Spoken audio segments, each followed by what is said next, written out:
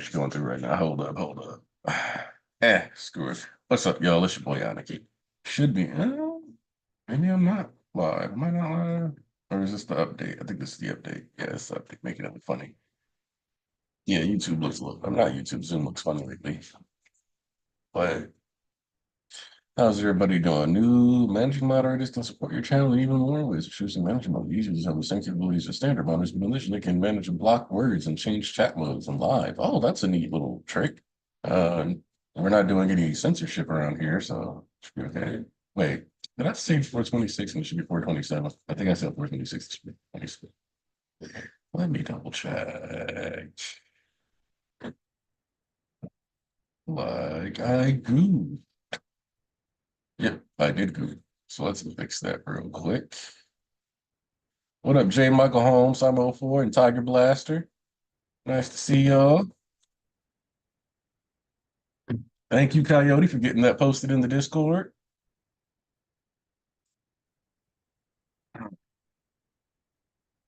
Man, listen. All right, so last chapter was pretty much all Todoroki business. What up, Tunisia? And Coyote up in the building. Okay, so we got people coming in one by one. I'd love to see it. Um, left off, Todoroki centric. Got that update on Hawks being the leader of HSPC. As we talked about here plenty of times, that was expected. So we got that going for us. Moving into the last chapter finished off Spinner. So we're gonna see what's going on and popping with that. I'm gonna hop right in. What up, Chase? Uh See, you need to let me know when you're trying to hop in. You've been reading this series just to be started reading this series particularly to be supportive, and you ain't even been in here yet. So let me know if you're trying to pop in for the last stream or something. All right, here we go. Number 427. Who was Tomura Shigaraki really? Oh man. So this is the kind of stuff that I was talking about. The retrospective. Woo. I thought we were gonna save something like this for the last chapter, but no, man. You know, for some reason, seeing this first page, it's the first time it really like it's felt like the series is ending, man. It's crazy. There's so much it's been 8 years of being a My Hero fan, I'm gonna say. It's crazy. He was one terrifying fellow. Thank goodness he was defeated. Oh, he's a minute because he's a little scratchy. Okay, yeah, it's just office worker. My friend got killed by that vicious murderer. Honestly, this flows. My life's like totally messed up now. Who was Tomura Shigaraki really? Also, my house was destroyed. And then we actually get a cut back to um we get the old lady who found him walking, who was now 70 years old. I can't help but wonder if they couldn't have stopped him sooner. And Horikoshi choosing her to be the one who says this is obviously him making a point that her question is correct. Obviously, we know that Off one likely would have just murdered her and destroyed her life uh, to get Tomura, but maybe he wouldn't have. Maybe he would have been like, damn, I didn't actually think anybody would help this creepy looking kid. Gotta start all over. But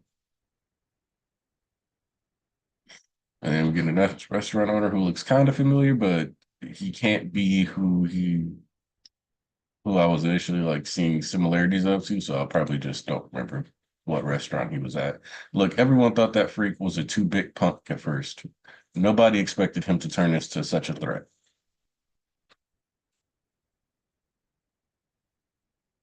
Though the restoration is moving along at a brisk pace, thanks to an outpouring of international support and volunteers.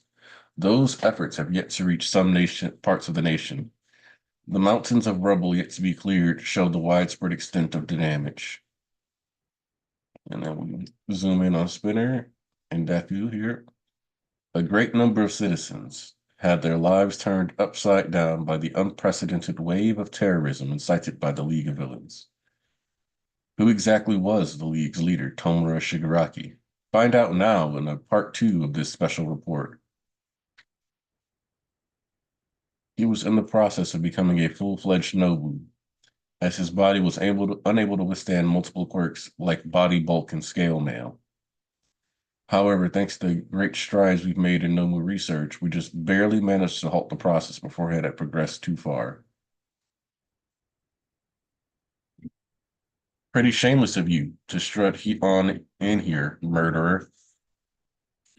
I'm not here to deny that, only to deliver Shigaraki's parting words. Oh yeah? Here to kick a guy while he's down? You're one sick puppy, you know. If Spinner survived, tell him this. You survived, so here's the message.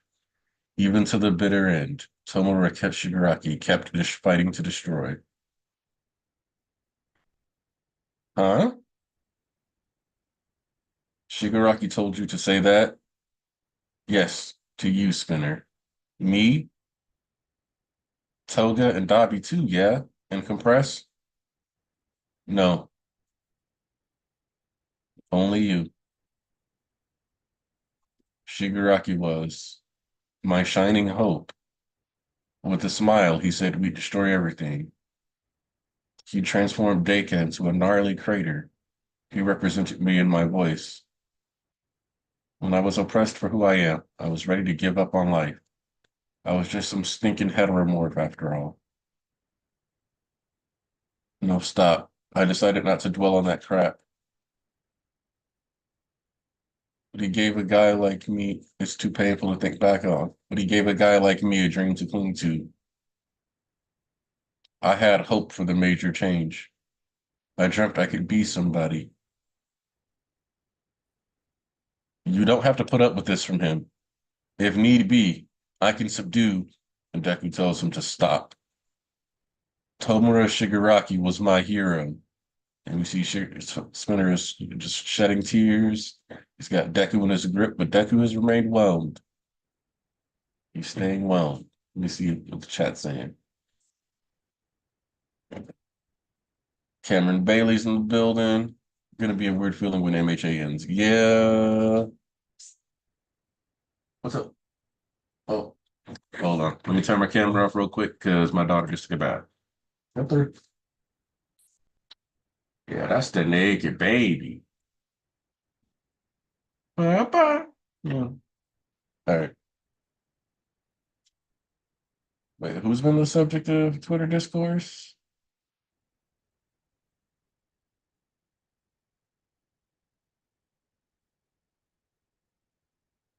I'll look back onto that. Reincarnated.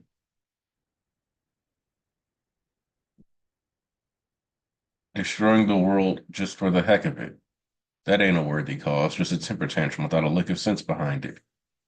He was a game. The ongoing investigation by the court.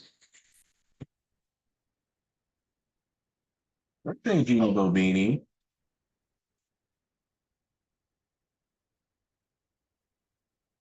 The ongoing investigation by the authorities is revealing that the man had quite the tragic past. Figuring out the root cause matters, sure, but let's not turn this into some sob story. Or else sympathizers might be converted to the cause all over again. The whole time I was a shut-in, video games were all I had, and he was also a fan of all my faves. It has to be said, and we've got to say it with our whole hearts, so allow me. The guy was a piece of crap. He was my very first friend, and Deku was responding, Shigaraki told me he needed to be a hero to you all. The League of Villains held a special place in his heart, and I'm sure he felt the same way about you as you did him, which is why I think he wanted to let you know. I got caught up in the frenzy, and at some point I stopped dwelling on the idea that we were past the point of no return. I've always been too slow on the uptake. If only I'd taken one more step, then maybe, just maybe, I could have saved my hero and friend. And maybe the next Tomura Shigaraki or All for One is out there, waiting with bated breath. We have to keep an eye out for the next threat. You bunch are gonna keep fighting, right? Sooner or later, I bet you'll forget all about Tomura Shigaraki and the League. Just smiles and good times for you. Well, I'm gonna write a book. One about Tomura Shigaraki, the symbol of fear, and about how the League of Villains lived to destroy. A book that'll stick it to the heroes forever and ever. Hey, you hear Daddy doing story time, so you know it's time to hang out? Mommy's gonna get you some clothes, okay? Oh my goodness. You're a silly baby. Yeah.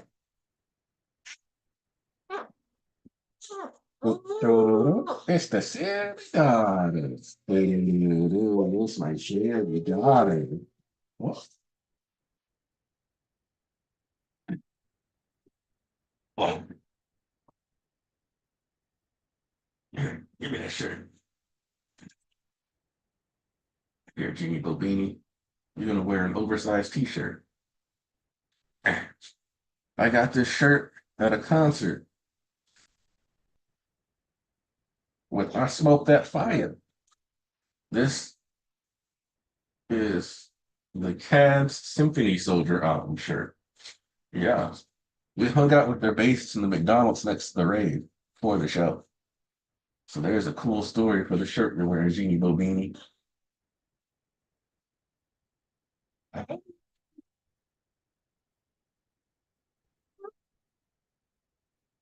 Still got that shirt, Chase? All right. It's okay. My daughter fitted.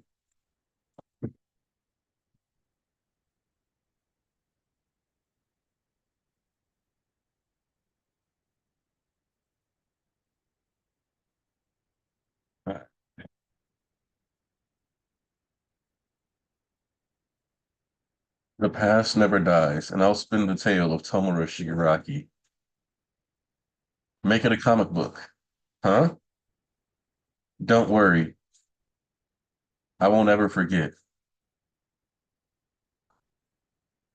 Huh. I got a message too. Tell your octopus pal to give life all he's got. How'd it go, kid? Did you pass on the message? Yeah. Regarding your request about Chisaki.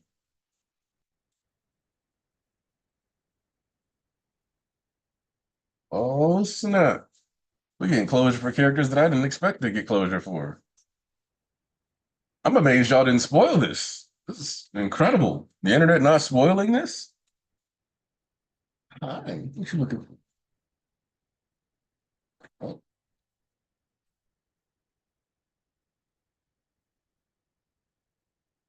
what a sorry state you're in, Chisaki. Boss, you were never supposed to come out of that coma. You mean what your work did to me? Too bad for you, they're making huge strides with support items these days. And it ain't your boss. The game's done and gone. Boss, I said to never stray from the path of humanity. Now look how you wound up. I was always there, reaching out with a guiding hand, teaching you not to head down the wrong path. I'm guessing Kurono never talked back and took you to task, huh? Uh-oh. Hey. What's up? You got your arm stuck? Put your arm in there. Boom. Boom. There you go. You got the hands again. Boom.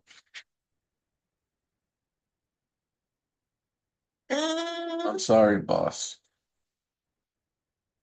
Too little, too late. It's Eri who deserves a lifetime of your sorries anyhow. Nah, that girl will go on to forget all about you. Don't you dare forget about what you put her through.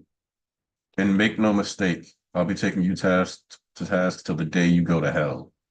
Which is important to remember that Eri was the boss's granddaughter. So I don't know how he thought, I don't know how. I gotta make that very clear. I don't know how Chisaki was like, I love the boss so much. I'm going to torture his flesh and blood in a way and make a product that he told me not to make. Because the thing is that yes, he put him in a coma that he shouldn't be able to awaken from, but he also planned to eventually fix the boss to show him what he had done. So you were gonna show him what you did, like after Eri was like what 12 years old, after 7 years of you running this shit, and then be like, haha, look, boss, see, I told you I could restore us. Isn't that great? And then he's like, how'd you make this? You're like, haha, I chopped up your daughter into little pieces and then put her back together repeatedly. Haha, it was so cool. It was awesome. You should have been there. Fun times. Woo. Like, did did he think about it? Did he consider the consequences? No. So shit, I just it's goofy goober right there. Hey, what up, tripping manga? And kind of baby in the building. Mwah. So back to this. Thank you, Detective Sakochi.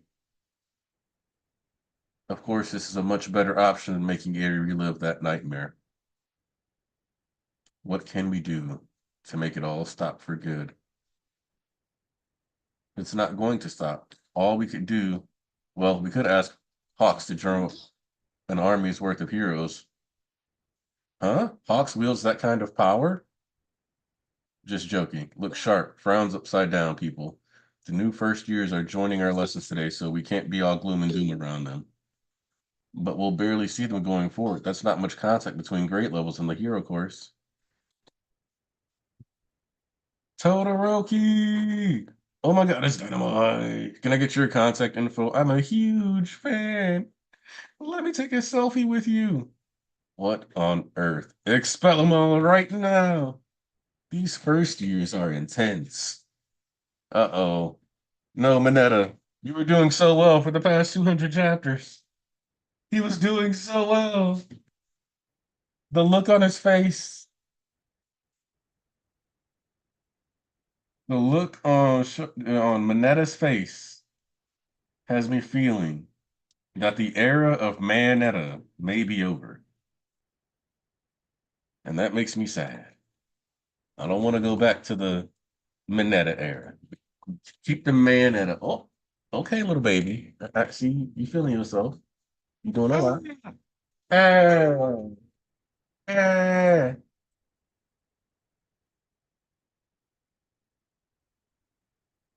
Bishops, link posted. Wow. Haha, I got that in there. Yeah, thought you could stop me, Genie Bobini. Okay, I'll give you the squeak. I'll give you the squeak. Because you got the oh, oh, Genie. Hold on. Yeah. Here. Here. Biting me a lot, Genie Bobini. There you go. Oh, some fussy biting.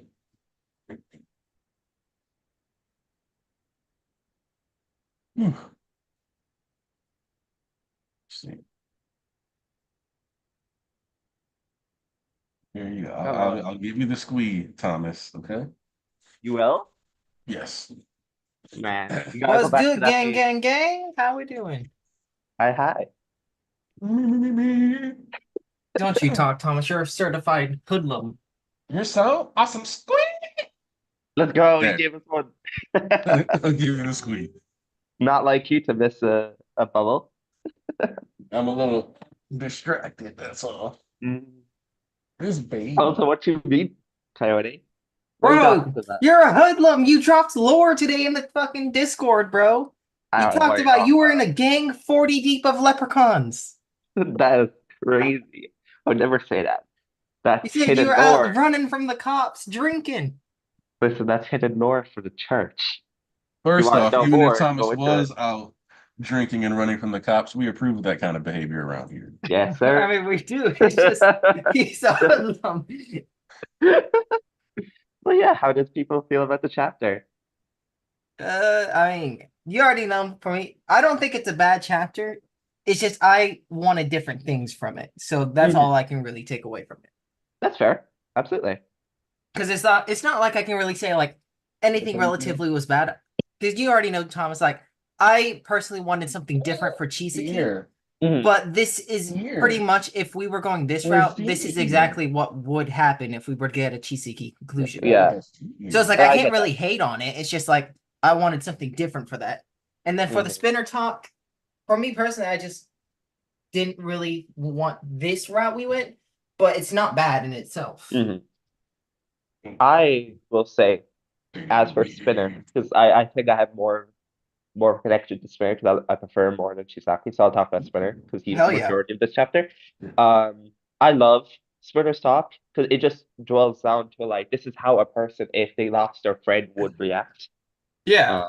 And I adore it. I enjoy the fact that there's like a constant contrast between what Spinner's saying and what the public is saying. Because Spinner actually knows Shigaraki. He spent time with him. So it was enjoyable Yeah. to see his take because he wasn't always a scumbag. He cared about the league. Exactly. Like with this spinner talk, we see more of him trying to reiterate more to Deku that that Shigaraki, although he was an evil person, he was still human at the end of the day. He loved Yeah. playing games. He played the same things at me. He was my friend. Mhm. Like at the end of the day, even though Shigaraki is a shitty person, like he's still reiterating to Deku the idea that Shigaraki deep down could have been someone different because he still liked normal things, Mhm. which He I was think just like, people gloss over. yeah, he was just like everyone in the public, besides being a murderer, like he was human. Yeah. Uh, Like I don't yeah. know. Also, hey Joseph, Yeah, what up, Joseph? How you what doing, good to you, gang? Coyote? Oh, Aniki, make sure to invite Andrew. Oh, yes. Andrew. I My feel like I've goat's on the messaged Andrew way. before.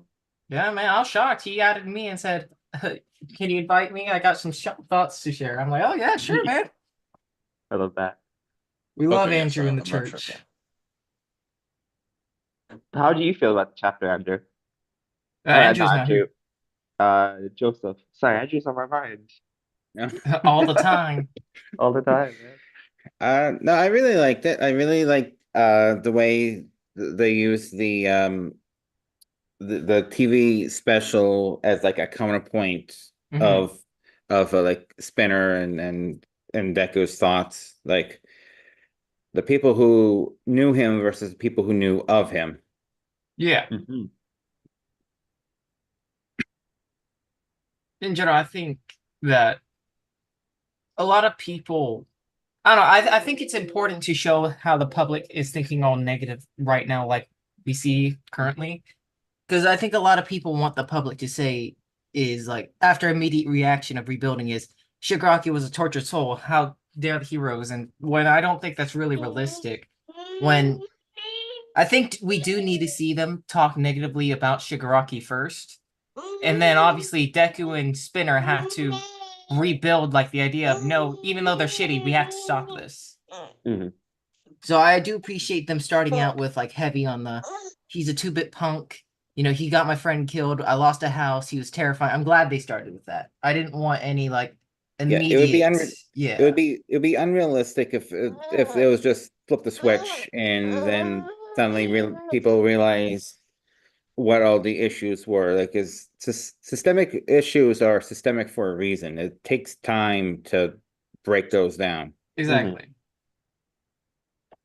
Which, hey man, I don't I know. do love the one guy who's like, yeah, like the root cause matters, but let's not turn this into a sob story. Like sympathizers may turn into maybe converted, right? Yeah. Like it's a very realistic thing to say. Because you could Yeah. tell a lot of people would have that like same point. Um if Because this we know it would happen because we saw when Shigaraki was fighting, someone was saying destroy it all, Yes. Tomura Shigaraki. So like it definitely is a good case to make. Mhm. But Oh yeah, and Aniki, it was the old lady that was the subject of the Twitter discourse this week. Oh, okay. You know what? I can see that because I feel like, but I see that in like a positive way because you can legitimately you can have a real conversation around that old lady. That yeah. isn't just being a weirdo, though I'm sure a lot of people were just being weirdos about it. Hey, let me rub your belly. Yeah, rub your tummy. Because like with the old lady, there's legitimate argument that she could have changed Shigaraki's life if she had just helped him. Mhm. But, and I You got touched the on all this for when I one was reading it, factor. there's very little odds of AFO letting Shigaraki just vibe with her. Like very, very low. Mhm. So yeah, it's very arguable that she should have tried to save the child, but then she'd be dead. Um, so I think what gets most people is that she just left him. Like if she just asked him to come with her or just like told him to stay there and she'll get someone, that I think that would have been different. But again, that's the bystander effect under All Might's time as top hero is real. Yeah, the bystander effect in My Hero is definitely one of the most interesting, if not like the most prominent thing in the series, because even throughout the series, these civilians are straight dog shit. I'm not gonna fucking cat, man. Every time we see them are always hating. They threw pots and pans at Wash for just showing up and doing his job. They're always crying for help, and they're always it's like I hate these civilians, man. They're the biggest bums in any series I've seen for civilians. Don't forget the statue after Yeah, and POW. then they do that to the statue. Like, bro, I wonder what they're gonna do to it now that Iron Mike came. What are they gonna say to that? Where's their apology to All Might? Because that was straight rubbish.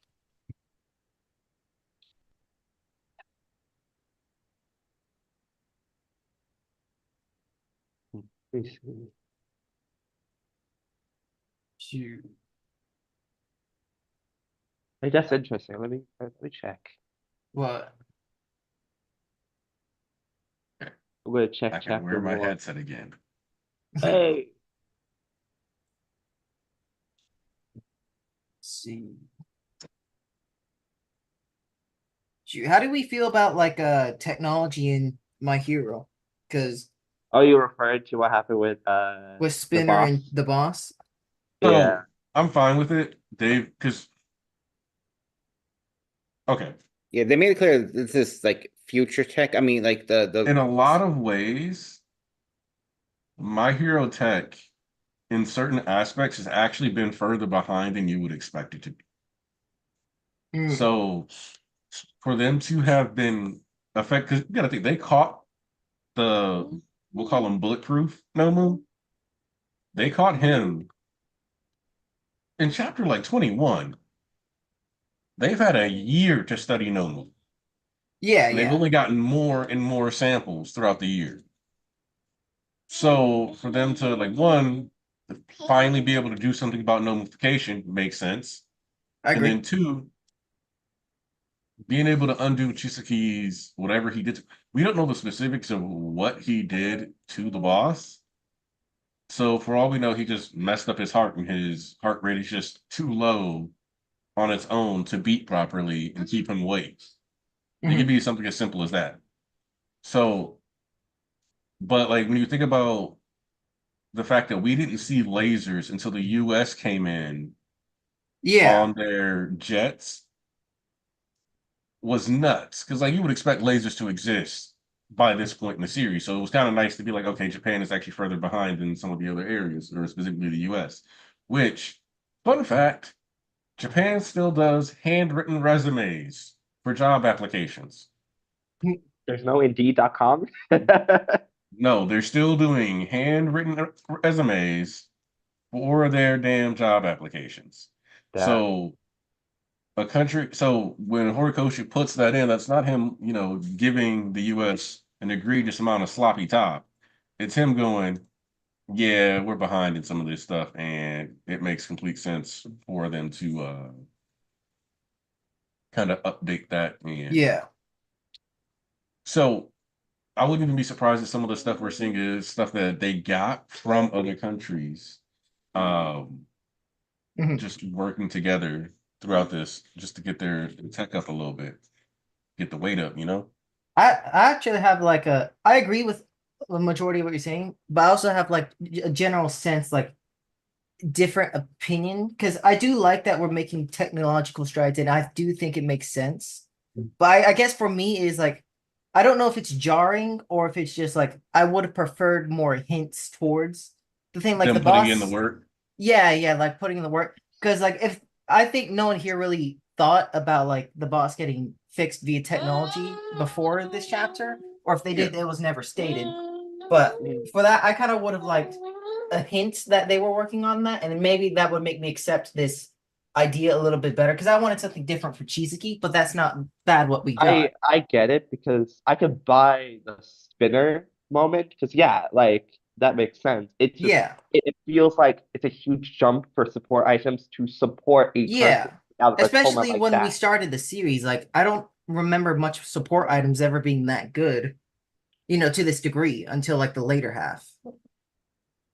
So maybe that's what I mean by a little bit jarring, because like for the beginning half, we didn't really see support items. Thomas, you can correct me on this, until Gentle. Gentle You was when mean we first people really got a commenting? decent one. I believe so. Yeah, because like the one with Mei Hatsume in the sports festival, those were kind of like basic, kind of like whatever inventions.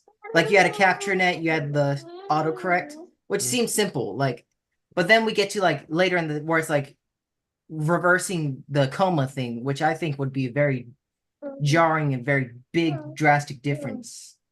I think the first time we ever saw like support items being on the level of like this would have been Two Heroes with Yes. Island. I believe there could have been another support item they've mentioned before. The like when May brings Deku the gloves, the Air Force gloves, and then obviously All Might talks about how he used support items back in the day, but obviously it shattered upon Yeah. use because he was just that strong. Um, so yeah, like I do get this complaint. Yeah. I don't think it's necessarily a bad thing. It's just I wanted more of a hint that we could have had something for the boss, and the notification thing, it really makes sense. We've been studying this for a lot of time in the series, so it does make sense. We would come back around and figure something for them. But Hello, I'm here. What's Hello. up, Andrew? what is good, Andrew? You Hey, kind of sound like Mellow. What? You kind of sound like Mellow. That's right, guys. Melo's my secret identity.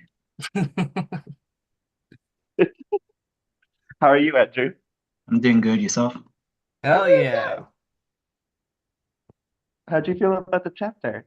I I, I really liked the chapter. I really liked the spinner and Deku talk, and I thought the Chisaki thing, where Horikoshi ended it with like him not actually meeting Eri was perfect because that's the one thing everyone was throwing a temper tantrum about um earlier. It was like, oh, you can't believe Deku wants Eri and Chisaki to meet. And it's like, no, thank God Horikoshi's smart enough to know that's not what he wanted to do. Yeah. Also, that was never the exact vibe I got from Deku's comments. It felt more like sarcastic and meant to be like a diss to Chisaki. Yeah. Like telling him you need to apologize to her because that's not something he thought about. Yeah. So I never took that hyper literally, and that's one of those things that I feel like taking it hyper literally, I guess you can do. Like it's allowed. It's just It's just an odd take to like take at face value. Mhm. Taking things literally is the main problem with the fan base for Act 3. Yeah. I ain't gonna cat. Fucking. I don't really understand the majority of the discourse. Granted, I see a lot of like of the backlash and crackhead whenever his first reactions, but I don't know. I didn't really think this chapter was like super bad enough to cause so much hatred for whatever reason. Like I get not feeling much and wanting something different. I've literally said I've wanted something different, but I don't think this was in all a bad chapter at all. Yeah. And I kind of get that like some people might have wanted different things, but I think this conversation is important. So the other thing about this is that, and it's been for years, all long-term viewers know that I've been talking about the meta nature of MHA for quite some time. Mhm. All the real ones remember. All the people who play church episodes and happen to fall asleep while they're playing remember. Mhm. They've had a program into their psyche while they were sleeping. They've always talked about a retrospective series on the series existing within the series. Nah, I mean, so yeah, now try saying that while I'm sober, but try to say I'm talking about that while high. Shigaraki was a gamer. So He was in those league solo queues. Yeah, he's What out we're here getting, playing with though- Anarchy, soloing him. hey, relax. He was probably higher you a little bit. He was in those trenches.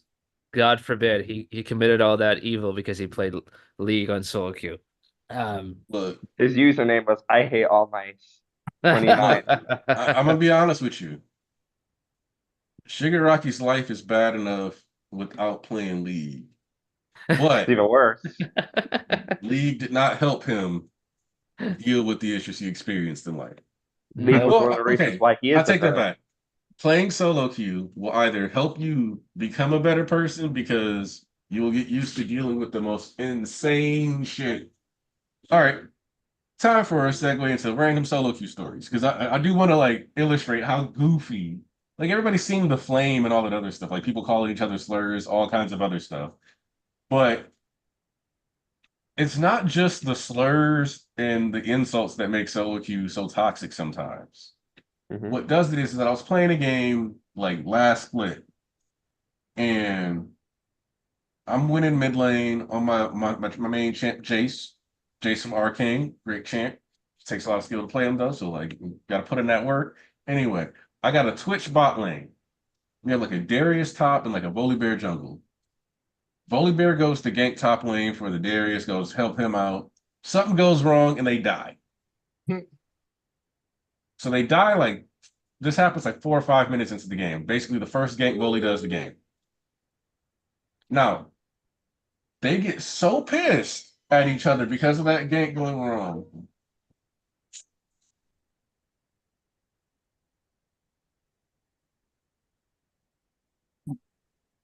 They get so pissed at each other because of how that early game gank goes that we are 10 minutes in, they're still arguing with each other.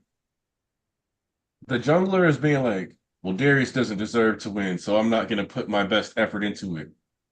I'm like 3-0, 4-0 right now with like a 30 minion lead. I've taken like 2 or 3 tower plates. My tower is clean, crispy, pristine. My ADC and my support, our Twitch is like 6-0 by the time we hit 15 minutes.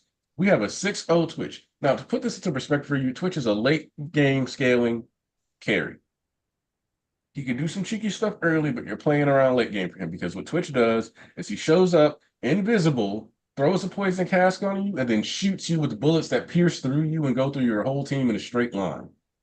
So he also builds an item that lets him shoot 2 extra bolts so he can shoot everybody on your team at once and just melts the enemy team for thousands of damage within like 2 to 3 seconds. It's great DPS. It's great fun. I like having Fed Twitches on my team. I hate playing against them. It's nightmare scenarios. They throw the game so hard for the rest of us, Because they're pissed at each other. We had the game in the bag. Top lane did not have to stomp his lane. His ego was so massive that he decided that because he wasn't winning his 1v1, and the jungler decided that because he died helping him, that he was just going to throw the entire fucking game for everybody else, even though it was an easy slam dunk win, if he was just willing to protect Twitch, keep him alive in fights, and just let him click on people. That's all he had to do.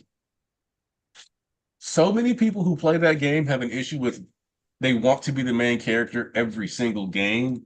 And League is a game where you do not get to have that experience. You just don't. There's going to be games where you, yes, unless you're smurfing, there's going to be games where you're like, damn, I'm getting shit on. And like the only thing you can do in that situation is to get shit on less aggressively in a way that doesn't fuck your teammates over and hope that they carry through. And if you see somebody doing well on your team, you don't care about your score, do whatever it takes to get them to keep winning.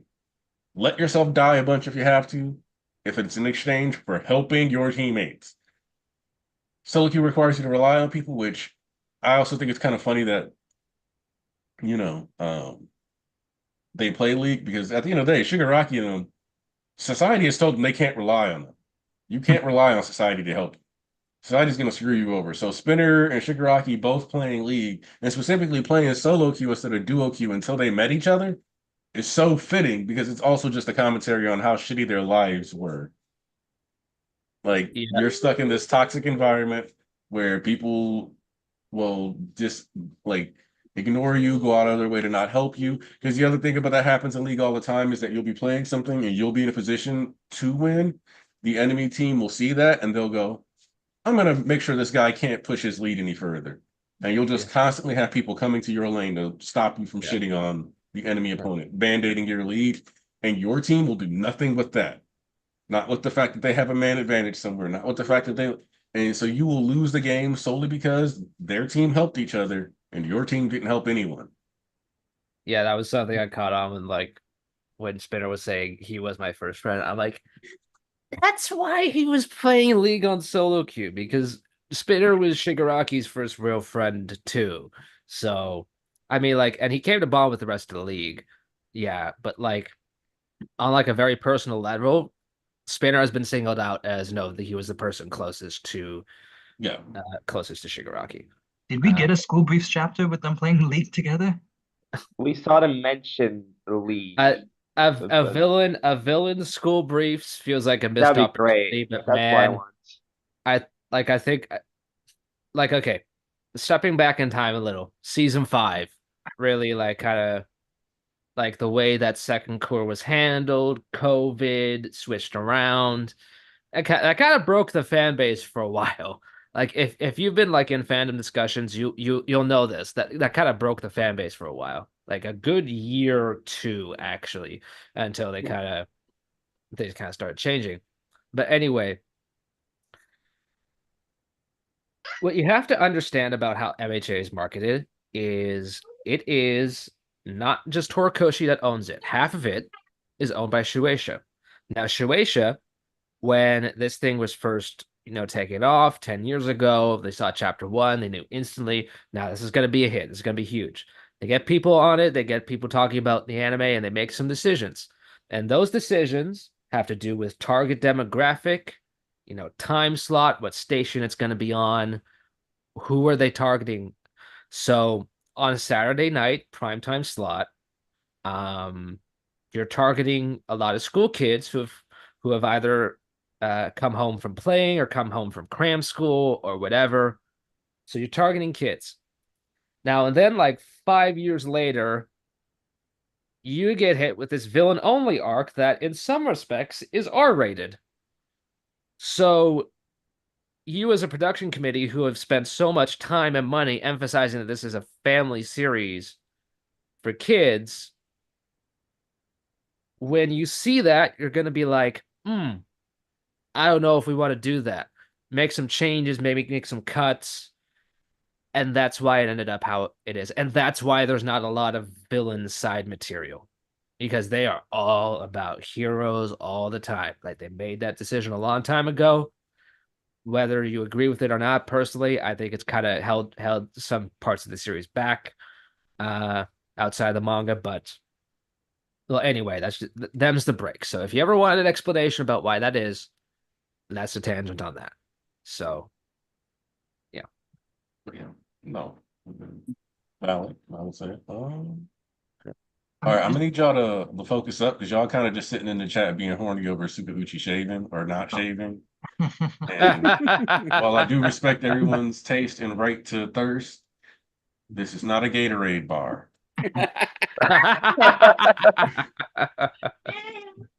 I mean, Tsuneuchi has been like scruffy since all this crap started. Like, I mean, I man, I think this was another great chapter. Really a chapter we needed. We were like, what was the talk with Spinner gonna look like? And he really like not only did he hit the things I wanted him to hit, he did it in a way that wasn't like shying away from everything what went down. Like he's clarified that not all of Japan got fixed in a week. There's a lot of areas that are still messed up. He clarified, Deku actually had to kill somebody. It sucks, but like what Shigaraki was gonna do was so much worse than what Deku had to do ultimately. Like from Spinner's perspective, yes, Deku is a killer, but you also have the TV going on in the background, and that talks about like all the people Shigaraki's killed, right? So like there's that hypocrisy there. So through this chapter, it's Spinner venting his feelings, and it's done in a way where like shonen manga typically do not do this. They typically do not give villains that room to kind of breathe. So right here, this is very different, right? There's a lot of what the series is tackling. And I also find it interesting that Spinner, like he has this a minute of recognition to himself where like looking back on it, that really was the point of no return. And he's thinking about MVA. He's like, there was no going back after that. And I think, and he seems to know that he is being somewhat of a hypocrite, lashing out at Deku for taking away Shigaraki when Shigaraki was going to be doing all of that and more to the rest of Japan and probably the world. Right? So like it's just there are so many angles to this. Like there's the stuff with Overhaul after, but I want to focus more on the Spinner stuff because that's definitely the meat of the chapter and the comic book suggestion, man. Oh, that's amazing. I freaking love that. Like, I mean, Make it a picture book. Yeah, like, I he mean, said he he's- would have slapped the shit out of Deku for saying that. well, I mean, true, but like, I mean, the comic book suggestion though is like, I mean, that shows that he was also thinking about a whole mess with AFO. Like he knew, like he knows about the comic. He knows that's what started off one's obsession. So like, that's kind of a tacit acknowledgement from him about the power and effect of the role of villain, of what that can have on people, the power of stories in general. It's great meta commentary on the impact of comics in general, the impact of this series. Really beautifully done, top to bottom. Really love it. Yeah, no, and that was my favorite aspect of this chapter is, and it was what I was talking about as you got in bulk. I've been obsessed with the meta commentary nature of MHA for a long time, and for us to really start getting into the weeds with that, like just not even a whole bunch, just enough this chapter that if we don't touch on it again, I guess I'm fine with it. Like between the Shigaraki special, Spinner's comic, we're getting stuff that will be narrated, stuff that will explain the narrations within the story. And you want to know what's really beautiful about this that encapsulates this conversation being why MVA exists? Chapter 239. That warp crumbling horizon. I'd never seen anything prettier. Our dead end tail started picking up steam again, to the point that nobody could stop it. So, what I perceived as Spinner truly getting to narrate within the story about the story has been confirmed as Spinner getting to narrate within the story about the story.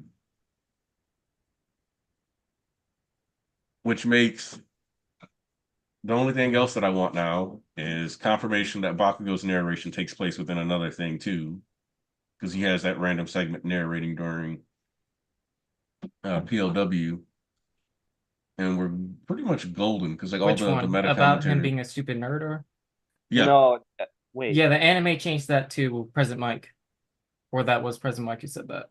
because Deku's like narrating as they're going through, and he's like, right now, if I push myself, I can keep up with Deku. Yeah, PLW matches were All that good. other stuff. Yeah. So Okay. I feel like, there could be like a big Class 1A biography documentary special or something. I I'm mean, I on guess it. Class A in general. Yeah, we got to stop saying one. Yeah. Doing a 2A. Oh my god. Our It's boys. it's You know also it's also freaking hilarious that I mean, I think we were all kind of anticipating this moment at some point, but they got fans. Yes, They sir. got a whole batch of first years. And that is pissed. Dude, okay, so what I like about this is that Horikoshi has kind of played it like people wouldn't like Bakugo most of the series. Like that, like he always gets cut out, or people aren't interested in him. They see him as somebody who could be a villain, blah blah blah. But here, he's like finally acknowledging the fact that no, like Bakugo is my most popular character currently. He definitely would have a real fandom in this world. And so you got people are referring to him as Dynamite. Also, just it technically doesn't have to be said, but I wanted to be said that they no longer have provisional licenses. They should just have real licenses at this point. Mm-hmm. Yeah, I mean, it's like it's gonna be kind of stupid. Like, I mean, they beat the biggest villains in the country. Yeah. Like, absolutely. Like, they did what the older heroes could not do. Like, and it was like it was the kids holding it down throughout the war. It's like, yes, the heroes were kind of there, springing the charge at first and guiding it, but when things went to shit, it was the kids holding it down. So, like, I mean, of course, there's the big stuff like Deku, Bakugo, Todoroki, Ochako. Those are our main four. Like, I don't care what you say, those are absolutely our main four. So they had the absolute biggest moments. But the other class members had very critical roles throughout the war. Whether you look at Shoji and Koda at the hospital, Mina Kirishima, Shinso, a few others at Gantamakia's location. There was Sato, Ojiro, and Sero at the arena. Momo and Kaminari literally kept UA in the air. Yeah, kept UA in the air. So like they were like they saved the world, all of them. Like Deku was like Deku was like the leader, I guess, the one kind of leading the charge, but really all of them were what stopped it for good. So oh, and also like okay, I saw people like kind of freaking out about this because like, oh man, Deku doesn't have any fangirls. What Horikoshi is giving him the short stick. Thank Again, God. I'm like, guys, he just got there. Also, he Okay. doesn't need fangirls because he's gonna have a girlfriend. Yeah. Oh, that's the other thing. Like, and I was kind of joking, half joking, but half serious about this as well. Like, I think he's gonna get a lot of fangirls for sure, but they're also gonna be. They saw Ochako deal with the whole fucking army. They're gonna be like, we don't want that smoke. All right. We can't handle that. She can have him. We get it. You know? So Deku Yeah, I can't mean, have fangirls. He's fry cook hero. No one uh, fans over Lunch Rush. Why would they fan over Deku? You don't Hey, know that. relax. There could be Lunch Crunch fans. Like, what are you talking about? Where are Also, they? I do want to talk about something because he was just mentioned like a few minutes ago. Shoji got Yeah. a shout out by Spinner, and I love that his impact was felt with Spinner, even though Spinner didn't give or was portraying that he didn't give a damn. It's clear Shoji did like have an influence on Spinner. It was nice to see Spinner tell Spinner that you should do your best too. And I adore that moment. Hell yeah, man. And we're going to be seeing Spinner and Shoji's showdown in a few weeks in the anime. yeah, yeah. we were on break this week, but we're gonna be back in action next time. Yeah, we're gonna be on break next week for a manga, but we'll have the anime back. This is the last break for the manga, actually. Yeah. Which is Oh, kind of we're on crazy break? because on a few levels, one, MHA is ending. It feels so surreal. But two, this is Horikoshi's last week of actual regular work, it seems. Oh yeah, because they would have written some of the stuff in advance. I mean, he took that 2 week break too, so I think that was the. I think he might because we know he doesn't take real breaks half the time. Mm-hmm. Yeah, it's to have extra time for stuff. I'm pretty sure he took the 2 week break because he's like To finish I the think he series. submitted every manuscript now except for the last one, which is going to be extended page count. Yeah. I'm really hoping for extended page count just because I think one, I think Jump would be foolish not to do it. Mhm. It's automatic. Anytime a series as big as My Hero ends, you're going to see increased purchases of that specific Shonen Jump magazine. So one, you want people to feel like it's gonna be worth buying. But two, the more pages, the more space you have to slip in advertisement if you decide to like just create a bigger magazine that day. Mhm.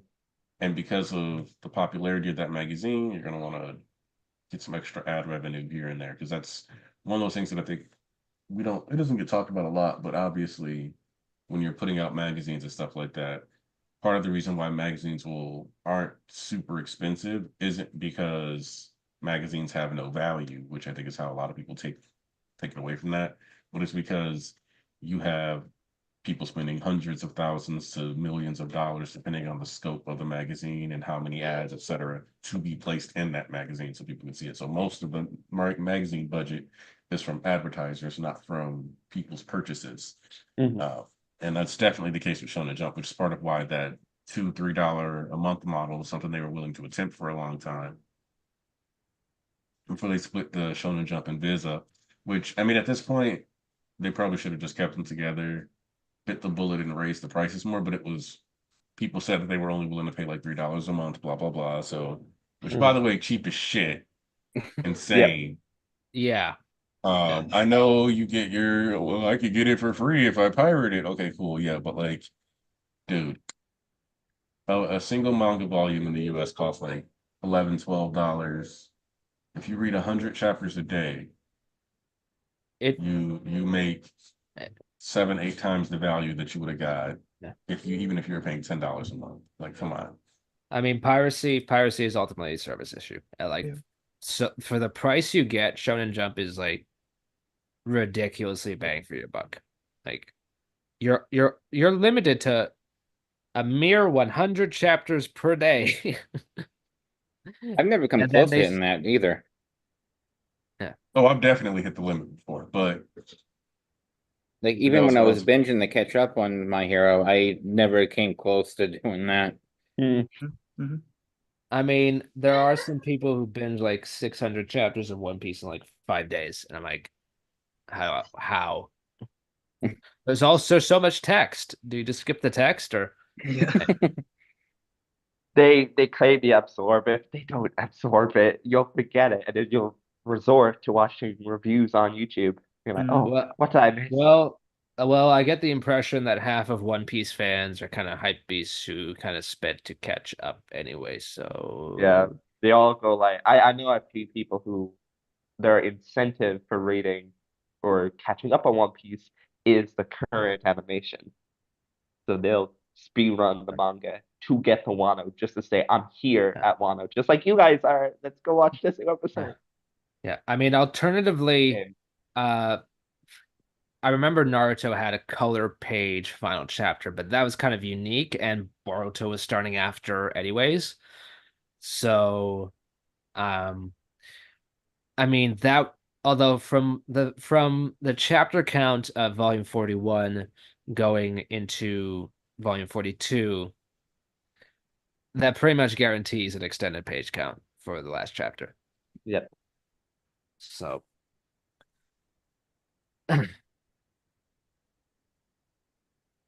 and more than that, the next 1 to 2 chapters seeming like they're going to be Ochako focused, actually. Makes you say that. Well, I mean, one, it's just like she like looking at things. There are a few other minor things, but of the major characters, you got Bakugo's resolution, we got Shoto's resolution. All Might and Deku, I think, are going to have a final conversation of some kind. We haven't gotten it yet. We're going to get that. But aside from them, the only one who's really left, and it's kind of foreshadowed in like chapter 424, where you see a sequence of panels. It goes Yep. from Shoto to the spinner scales that have peeled off him when he was in his Nomu form, and then Yeah. Ochako. Mhm. And more than that, if you want to take it a step further, it's then Ochako, and then it focuses on Ochako holding where Toga stabbed her. So if we kind of follow that as like a 1, 2, 3, 4 chapter layout, that means Shoto had his chapter 426. Spinner had his chapter, that was this one. That means the Ochako and Toga stuff is next chapter and then 429. So could be. kind of Probably most likely is. Yeah. Mhm. Yeah. What else really is there to Because go we're about? back at UA currently. The only thing Mhm. you can comment on is the new students. We get to see a bit of a sneak peek at them because we've seen a And few of them and the charging villain. at the villain too. Obviously, we have Aoyama's going away party. That was something that was mentioned. I think the part is gotta gonna say be in the goodbye to last them. chapter. Yeah, I like I mentioned. I think it was in the church server in a call that I feel like the party's gonna get jumped by the villain, and we'll get him then. But yeah, Damn, I Uraraka feel needs bad to for have a that big villain. He's focus. literally going against all the top tiers in the verse. Yeah, after the war, he's cooked. But yeah, like Uraraka having 2 panels to herself, specifically one that is solely focused on her injury. Yeah, Uraraka is gonna get the biggest moment out of all of them. I I, Which makes I do sense. I do want to get like a chapter of Deku, what's he gonna do with like society because Yeah. there's no like we know there's no like solution to how they're gonna change, but I do feel like I don't know the best way is what I said like in the Viz officials where it's like have like Deku or All Might or somebody important tell like the people be like hey like these people they weren't just bad just because they were bad because dot dot dot. Yeah. So I mean, Yeah. there's that lingering, there's that kind of hanging anvil, right? It's like, well, what's gonna happen? What's really gonna change? And those are the concerns that are being voiced here. But like, this is also why I'm leaning towards the fused quirk theory with AFO, because with AFO One for All, because AFO's existence and emergence, that just upended everything, right? Like, this is a world shaped entirely by you having a set power from birth. Like, it's supposed to be that if you don't get shit, if you're quirkless, that's it. It's over. Mhm. But the whole series has been about showing that's not exactly true, right? That there are other ways. So, considering how, like, words are nice and all, right? And they can have an impact. Just look at Choco's speech. Like Ochako has all the talk no jutsu moments. Yeah, man. in She series. talked Toga into killing herself. She's literally the god of the verse, bro. Yes, she is. Hey, she didn't talk Toga into killing herself. That was just the No. conclusion reached after talking to you. Slightly different. Hey, listen, it was a domino effect. Toga, I did see a meme of somebody saying, what if Horikoshi does like like the Toga after the MVA thing with like the Toga's death picture with twice, and you have the same thing with like Ochako, but this time like Toga's still alive, like the death picture. Mm. that would be funny. I mean, it's actually crazy. It's been a year now, and he has not touched back on her. Like, we gotta learn about her next chapter, man. I mean, and of course, Ochako has like max stats and charisma and talking, or whatever the conversational skills are in MHA's world. She has max stats there, so I don't know. Maybe she convinced her to be okay with imprisonment. Maybe she's dead. I have no clue. But we are going to see in 2 or 3 weeks. I don't want to find me. Oh no. I think it's just kind of because the way I look at it is we got the Todoroki family chapter. Anything else we get is going to be centered around that with Shoto is going to be centered around his interaction with the class, which means he's in the 1A bucket. Like you said with Bakugo, it's pretty much moving into the 1A bucket. The only real exception is going to be, I think, any follow-up conversation with All Might because of the way Bakugo's relationship with All Might has been handled. He could be there for. So I think any like a final All Might conversation, I think Bakugo could end up being there for just because they were kind of instrumental towards each other reaching their full potential and stuff. But yeah, I think Ochako has to be a strong emphasis on her own part.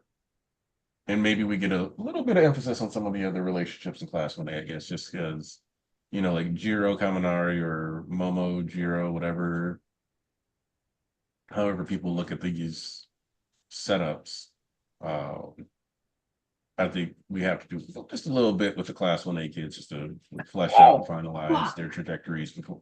Because we already know they're gonna be heroes regardless. So focus a little bit on them, get their character dynamics established. At least give us a box or two of Deku and Shoji connecting on the spinner discourse. And then I mean, I guess we can worry about addressing the elephant in the room of Deku's dad. I personally don't really see that as an elephant, but I know some people do. At this So, point, I don't really care about Deku's dad. He's I just haven't cared about chilling. Deku's dad since the beginning of the series. So I've been saying since the beginning they should just have been like a hero that died. Yeah, I agree. I don't think there's really a point with Deku's dad. I think he should have just been claimed dead for a while. Yeah, I think the whole Deku's dad thing, like you need him out of the way. But I mean, I think also the other problem though with the hero background is the thing with Deku is he is entirely generic from like a boring background. Like that's the point of his character, that he doesn't have any of that tragedy. Like he doesn't have any of that like overblown tragedy. The tragedy that happens to him is simply the tragedy of his own individual circumstances. Like he has a tragic background, but not like it's not something you would see in a comic book like they've been talking about with Shoto. So that's really the reason Deku's dad was kind of out of the way. Yeah. So like I mean, I think it might be cleaner to have just said that Hisashi was straight up dead, but again, I think Horikoshi was very specific about what type of tragedy he would write, who was putting in Deku's background. He's not your Naruto where it's like, oh, my parents died and they trapped a fox inside me, and now I sit on a swing and I look at people be happy and I just want that. No, he's a kid. Like his parents went overseas to earn money, supposedly. Deku grew up wanting to be a hero. He couldn't be, and he didn't stop wanting that goal. It's very human. Yeah, I mean, Like like he's just like us. what else was I gonna say? I was thinking of it, Like, but I I know lost it. Mighty Gazelle's been doing like a countdown of like chapters until Hisashi's just not relevant at all. I love that. That's so funny. Yeah, I I mean think you go ahead. yeah, I mean he mentioned I think he mentioned during Comic-Con that he planned to do something with Deku's dad, but like you got to remember that How while he long does ago was have a that? plan, he is 8 years ago. also changing things and making things up. Like final volume was supposed to be only 5 volumes, but and final act was supposed to be only five volumes originally. Yeah. We also have to remember that just because he says he has a plan to do with something doesn't necessarily it's a big plan. Yeah, Like everyone was saying Sero's moment was going to be something huge. It was just him talking to All for One for like that's 2 why panels. that's why I was gonna say, right? It's that I get looking what the mangaka says and go, oh, that's cool. I want that, right? But you put a lot of people put too much value and too much stock into like Well, a normal like thing. Like let's just say Horikoshi comes out and says, I want to like there's another member of the Rockets family that I want to focus on. That well, doesn't mean that we're going to necessarily get that. It's just something to look out for. Putting Yeah. too much stock in Deku's dad coming back, sure, it does sound like obviously it's a very superhero, right? Like, but I wouldn't have put all your eggs in that one basket. and then you get to Gege where he says stuff in interviews and fans have to actively mistrust what he says in order to keep their sanity. You mean recently with mean- that big interview that came out, which I won't say anything about for people who don't want to get spoiled, but there were a lot of quote tweets to those tweets. Oh, dude, like, it's Yeah, a in lot of that was denial. just crazy. Copper's being in denial, man. Like, Yeah, crazy. insane, Well, I right? remember like some of the stuff that he said that he originally planned but changed. It sounds like it would have been a much better story if he didn't change them. What? What did he have like plans that changed? Like originally Nominee was gonna be a curse user. He was Isn't also he a going to be curse killing user? people. Yeah, but he was Yeah. also going to be damn good at his job. Yeah. And he's this is the biggest of all, actually. Megami was originally going to be the MC. yeah. Yeah. It was, and but he sketched out the chapter. He did a storyboard or whatever and planned it out. He read it and was like, "This is boring." So Well, he made I Right. understand that because I don't think Megami's a real MC type personality personally. Even with what we got in the series, I don't really get MC vibes from him. it explains Sukuna's obsession with him. I will say, like- Yeah. like when I heard he was going to be the MC, I'm like, that's why Sukuna's obsessed with him. Now, personally, I think maybe he should have changed a few other things before moving ahead, but I do get why Yuji was like a fresher take for an MC. Yeah. Originally, Yuji was just a side character. And actually, Yeah. Yuji was going to get killed by Choso probably around Shibuya. Yeah, And like it was going to be inverse. yeah, and of replaced what by happened. him. And replaced by Choso. So Interesting. yeah. I'm not gonna say who it was, but there was one character that he mentioned that he didn't bother killing off because he knew people wouldn't care about them. Yeah, if people won't feel sad about the character, then there's no point killing them. I agree with that idea, but also it's like a lot of Considering how he people would have handled another been death. a You lot should of have people thought would that have been through. praising that death. Imagine having plot armor because people don't care about you.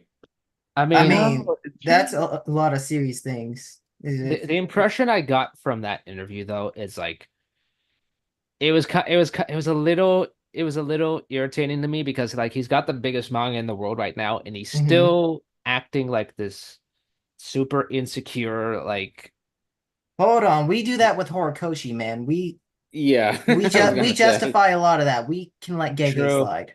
True. I mean, oh speaking of I don't know if Horikoshi, Giga he has the got shout out. cancellations though. Yeah, but Yeah. isn't this his first big manga, or in general one of his only mangas? he's kind of been he's got like there is a degree of pantsing when you are doing like serialized storytelling and you're having to pump something out week after week, but the sense I got from that interview was like a lot of the story was just improvised on the fly. Which is fine. I like that type of storytelling. I do a lot of I improvisation. Confirmed he Yeah. likes fairy tale.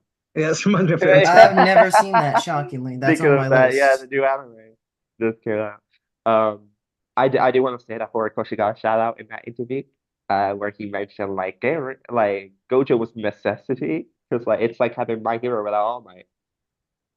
Yeah. Good of him to know that. But guys, don't you wait until Horikoshi does his interview and talks about how terrible things he did about Act 3 and how bad it was. I saw a lot of those comments. You know, Oh, I that'd be mean, fun. it's coming. He's gonna tear down certain stuff he did or the pacing of certain stuff. I wouldn't be surprised if he tore down some of the class 1A pacing just because I think Horikoshi's aware that he set up more than he felt he could do with the timeline he wanted to get things done. Yeah. Like he's not oblivious to, how he handles some of this stuff. So I I'm mean, sure this he'll Apparently, chapter. there was going to be a chapter where the class did karaoke. Yep. Yeah, And yeah. he changed that around for the Uraraka Deku speech. Yeah, he had a lot of ideas that he seems to have either carried over or straight scrapped. And I think stuff like the karaoke chapter that would have been very sweet, but at the same time, I don't know if like that like I don't know if the progress of Deku and Uraraka's relationship would have the same like steady growth it would have if you kind of do that at that point. So like if I had to choose, I'd definitely choose the rooftop scene because it's just a much more meaningful scene. It's a lot more dramatic and it's got a lot more weight to it. But like I mean that's the thing when you write a story. It's like some things are just not going to make it in when you prepare it for mass consumption. It also comes down to like I'll use Gege as an example. It's like when you're storytelling, like sometimes you prioritize plot instead of character moments. Because I will say, like, even though I love Gege, like one of the big things missing with this series is character moments between obvious things we should have gotten. Choso, Yuji, Toto, that felt like something that should have happened as a character moment, or just like a thing we've seen. But he chose to prioritize plot because Sukuna would have sensed the Toto boogie woogie shit. Which I feel like sometimes character moments do matter a little bit more than plot. So I don't know. I like seeing like all these random character moments that we get from the stuff. Without spoiling a moment, because obviously it's a key moment of the arc. The talk with Yuji with that specific person was exactly what I needed out of this arc. Seeing how he felt about what happened in Culling Games and Yeah. um and the acts that he almost committed, like that's good good writing. And I think that's missing in a lot of JJK. And that's one Yeah. of the reasons why I can't really like lock onto JJK as a fan because I love those moments of manga. Yeah. JJK is missing a lot of like character interaction because I've always said this. I've always felt like JJK feels like a series that should be doubled in length or have like more arcs in between. But like the strong thing about JJK, and I will always praise Gege about this, is what he introduces as a character, they do leave a strong like impact on wanting more or like you like them. Toto, Gojo, like I think those are some of the most iconic characters we've gotten in a while for like new series. Like personality wise, they just draw you in very easily. But if he could do more with them, that would be nicer. There's a reason why Hidden Inventory is still the best arc in the series. Yep. Because it was character And it's 'cause, focus. yeah, it has the best character work while still having good action. And no other arc has that same level of balance or nuance to the character writing. Exactly. So He kind of like you got some more of it in Shibuya as well, but then afterwards it's very sparing. I mean, he even said this about Culling Game in the interview. Like he was kind of regretful about how he laid out the rules and maybe should have done it more tournament style. Now, of course, you go back and forth on your work all the time as a creative, but I think that was some sort of an acknowledgement that maybe Culling Game could have been a little different. So Yeah, I think like especially as you get further down in the series, especially when you're writing, you always like think back on like a moment, and especially once you change your ideas in growing in life, is you get more attached to certain things you should have done differently, especially as you get more experience.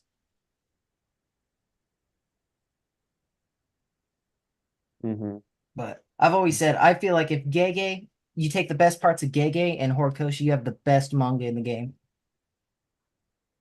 Because oh my god, I need Gege to take Hori's like character side development shit and society things, and I need Hori to take Gege's just raw fights and iconic characters.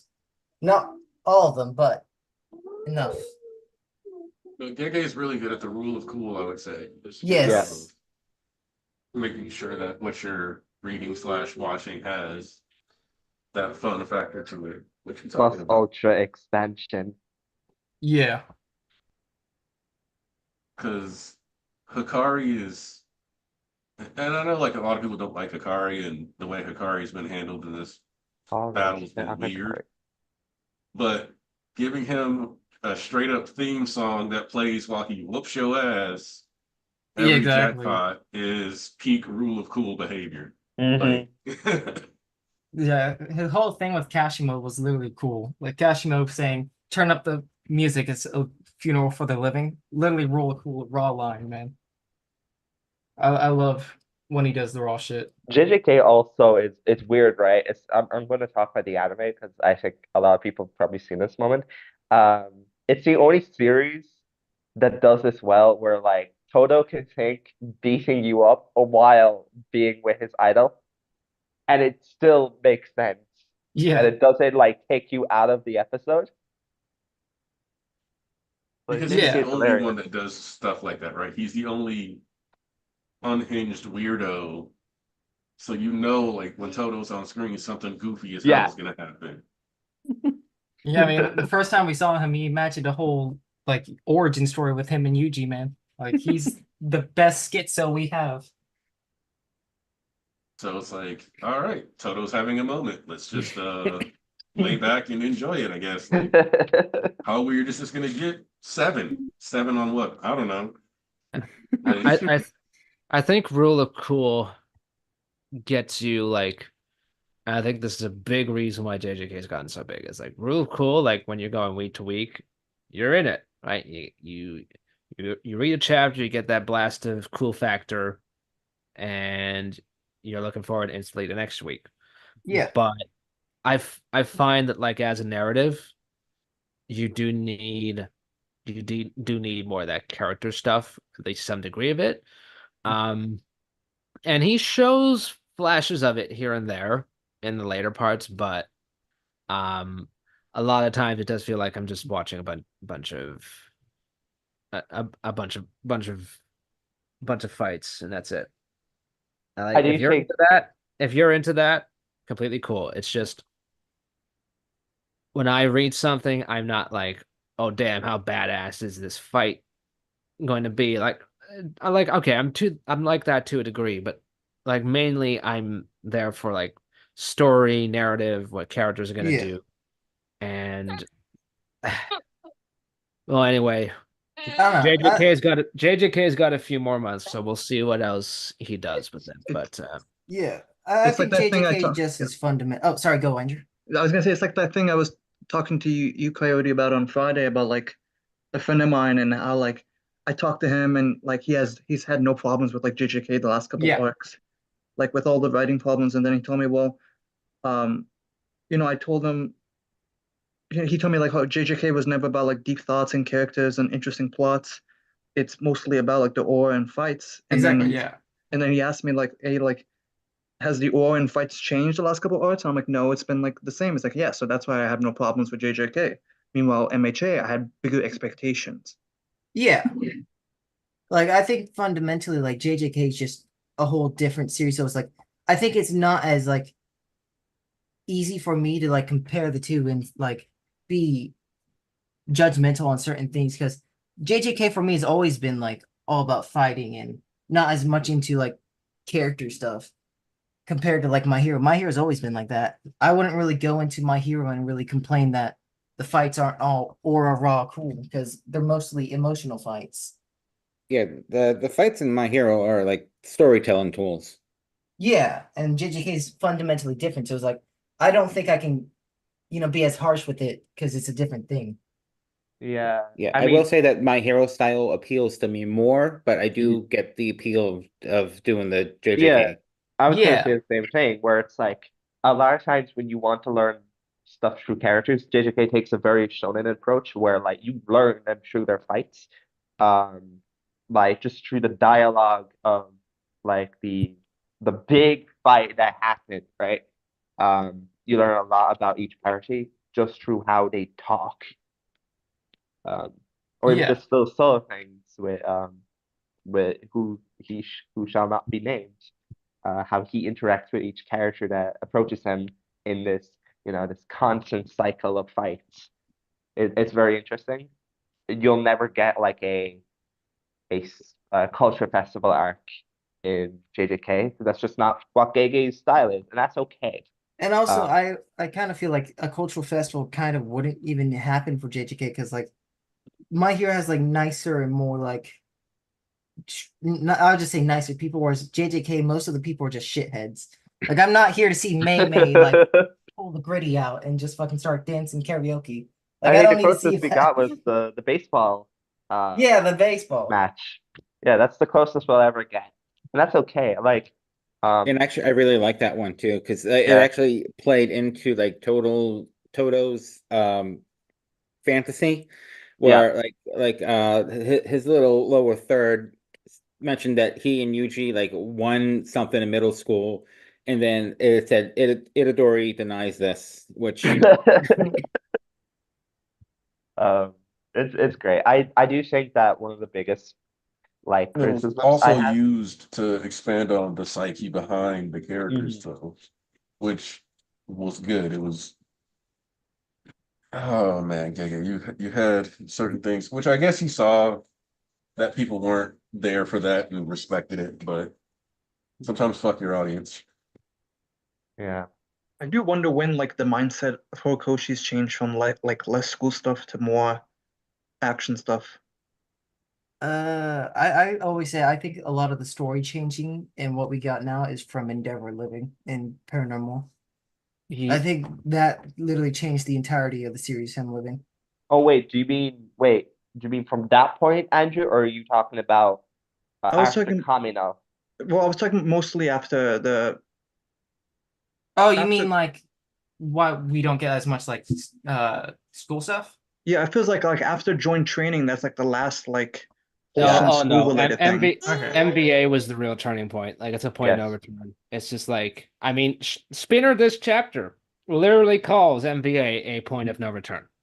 Like Yeah. I mean, and up to that point, people were complaining that the series did so many school arcs. Actually, Mhm. then I you would fast also forward all agree. this time. Then you fast forward all this time later, and I'm actually seeing more people be like, Yeah. "Man, I missed the early parts of the series." I'm I miss like, the academia. Well, I'll give them this. I think that if we were to get more school stuff, it should have been during EA before Paranormal Liberation. Yes. But after that, I don't think we needed school stuff anymore because we're in the Yeah, middle of that's like true. ruin. yeah, yeah, it's I think honestly, man, I think we got enough. Like, I Yeah. mean, and we got more than what a lot of other series would do. Like, I mean, Yeah, because My Hero has a lot of training arcs. Naruto has like it sticks with the school stuff sort of Mhm. for like the first 120 chapters, and then it's really specifically Chunin exams. But even they have like Ninja School is just different from what we think of as more traditional school setting, which is what MHA is modeled after. So Yeah. It I also hope would be weird because it's like you would have to constantly change the tone of a series from yeah. we go to MVA, now we're back to happy school training. Because when Mhm. joint training starts, it's all happy go lucky. Then we switch to dark and then it keeps the tone. Was chapter 256 the last time we saw actual school? Well, no, because 256 was when they showed off their special moves against the robots. But that technically was part of school. So Yeah. yeah, around that would have been the last time. I hope Yeah. that MHA remake in 10 years includes school brief stuff. No. I mean, I don't doubt that. Wait, yes. Sorry, for a second I thought Smash, and I was like, no, absolutely not. But yes, school briefs, yes, include that. Hello Oh, guys. I heard school beach stuff. I'm like, yeah, we're gonna get more beach episodes, man. Oh Lord. The anime loves those. We got like 2 of them. We had one for the catch episode in season 3. Yeah, and then we had one for the movie. But I think that overall, it's kind of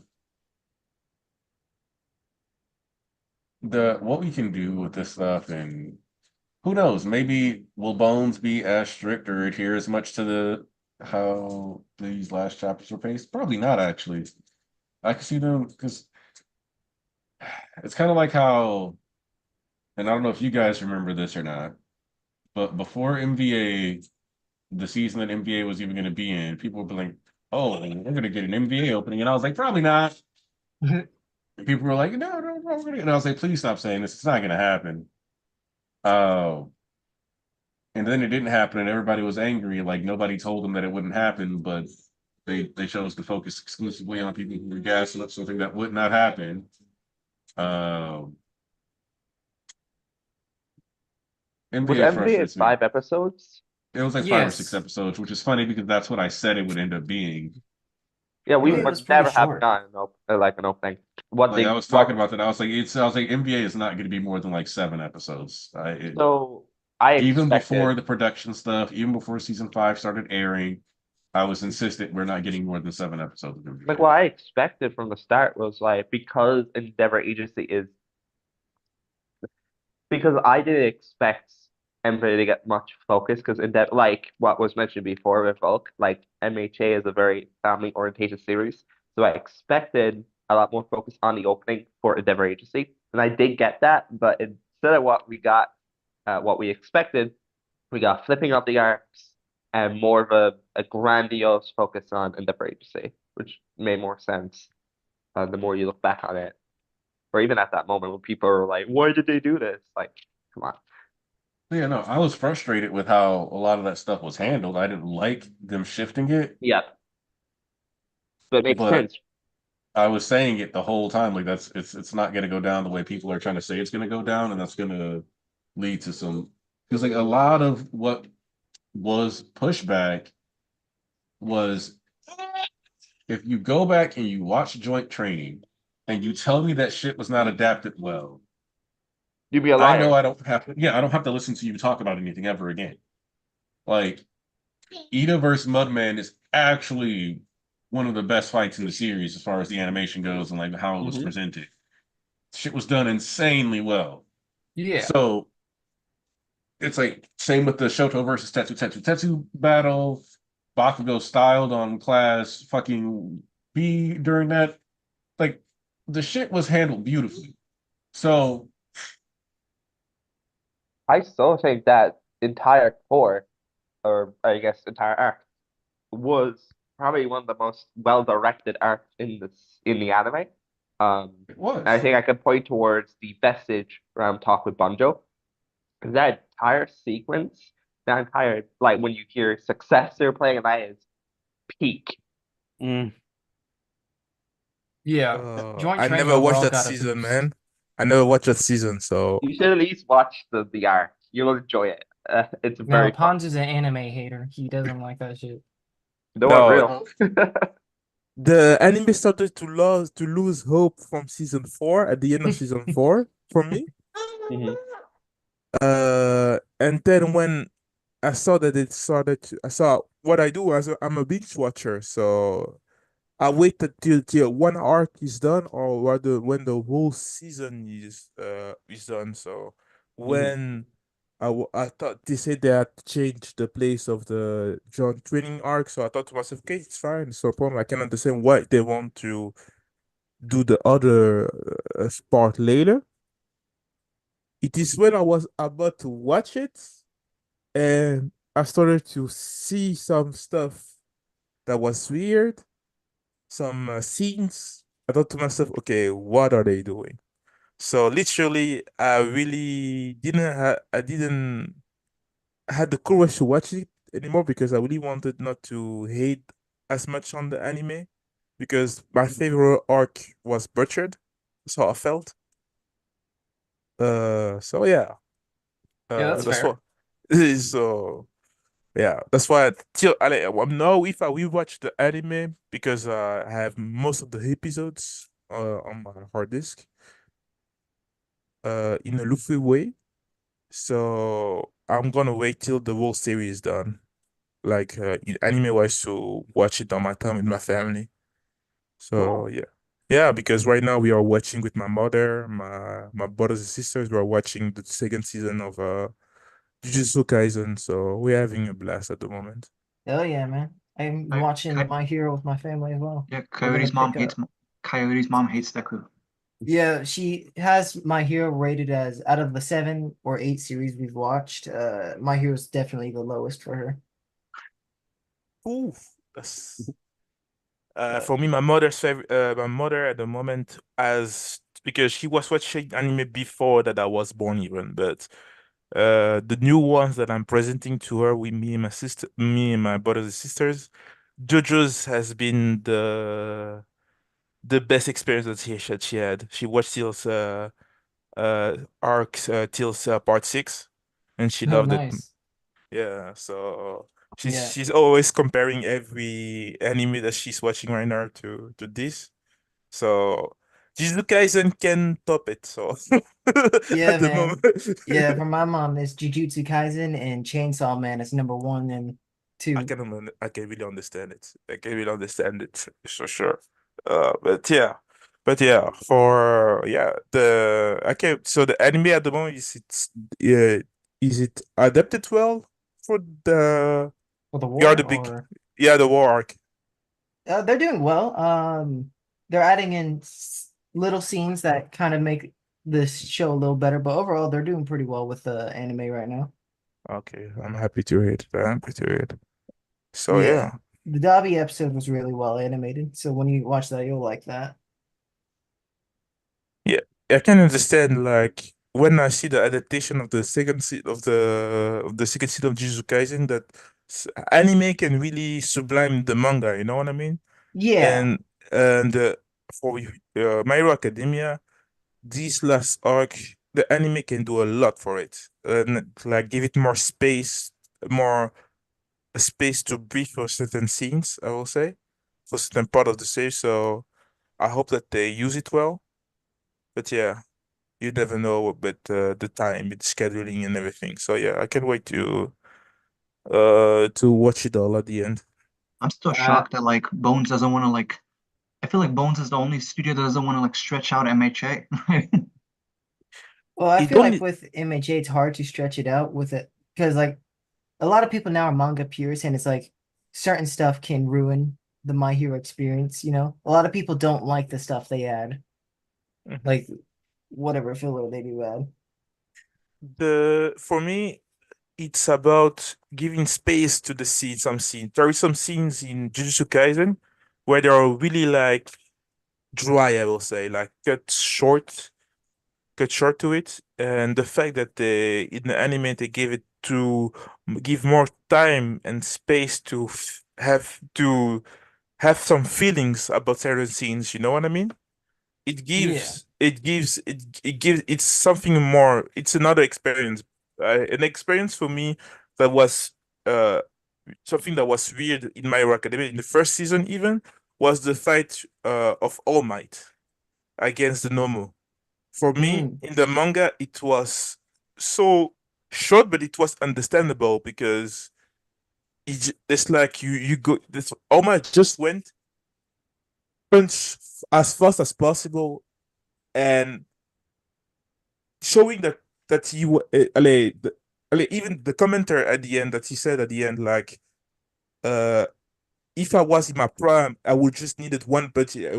It would have been done. You know what I mean? In the manga, he just went straight to the normal punch till his limit was went through, and he flew it away. In the anime, he brought the whole heroic add flavor to it, like the jump, this music too, the hope thing too in the anime. It's an totally another. That's how not I did experience this in the manga. So for me, it was really, gosh, it was really weird because for me the feeling that I had from the manga was pure experience, like badassness. In the anime, it was more like hope, all these feelings about being positive. It was not what I felt in the manga. So it is it's there's another way to do stuff as an adaptation. That's what I call it, the adaptation too. So yeah, but it was still good. Yeah, Yeah. the big thing about the USJ fight is that, like, you did a good moment when the manga has a callback to something that is unique to the anime, Mm-hmm. which is what happened with in Gear Shift. When Gear Shift debuted, they had a Top callback Gear. to when All Might defeated Nomu in at the USJ. Mm. Okay. It's so Don't. funny. I was in New York Mhm. and we went to like this like clothes store or something. I forget the Mhm. name of it, but it's like everywhere in New York. And I was talking to an employee and I saw this like My Hero t-shirt. So I picked it up and I was going over. It was like kind of um like a biker type of jacket with Deku on it. And Mm. he saw it. I was like, oh my God, like I got spoiled on the new chapter. And I was like, oh, oh, that sucks. It was talking about gear shift. And he was like, oh, like it's so Luffy-esque with the gears, and I love how Deku's like all might in that sequence. I was like, yeah, it really is. Because you're right, Joseph, like that callback to USJ, like that plus ultra smash where he just punches upwards, like Mhm. that is one of the coolest moments in this series. And one fight that a lot of my hero haters will always point towards, say, oh, that's pretty good. Did Hori come out with like an interview, or didn't he talk about that? Like I recall something similar to it. I don't know. I don't really read interviews like that. I think he talked about Gear Shift. Not Gear Shift, but like the USJ fight. Oh, I don't think about it. But yeah, because I missed a whole lot, I will say. I came like 1 hour later in. So, what did you think about this chapter, guys? I really liked it. it's Oh, not for me. Aniki, Seth is trying to get in, but I don't think he has the link. Seth not That's getting the weird. link. Just, oh, there we go. Aniki straight hating on Seth, man. No, I fucked up and forgot to turn off waiting room this time, and I wasn't paying attention because I've got Genie again. Mhm. So Steph is Okay. finally here. she's clambering and climbing right now. Um. So, Coyote, you did. It wasn't a chapter for you. Yeah, it comes down to like it's not a bad chapter in itself. Mm-hmm. I can acknowledge like the overhaul thing, exactly what would happen if this was the route we were going. The Shigaraki Deku spinner thing, exactly what would have happened in character. It's just I expected different things and wanted different things from me personally.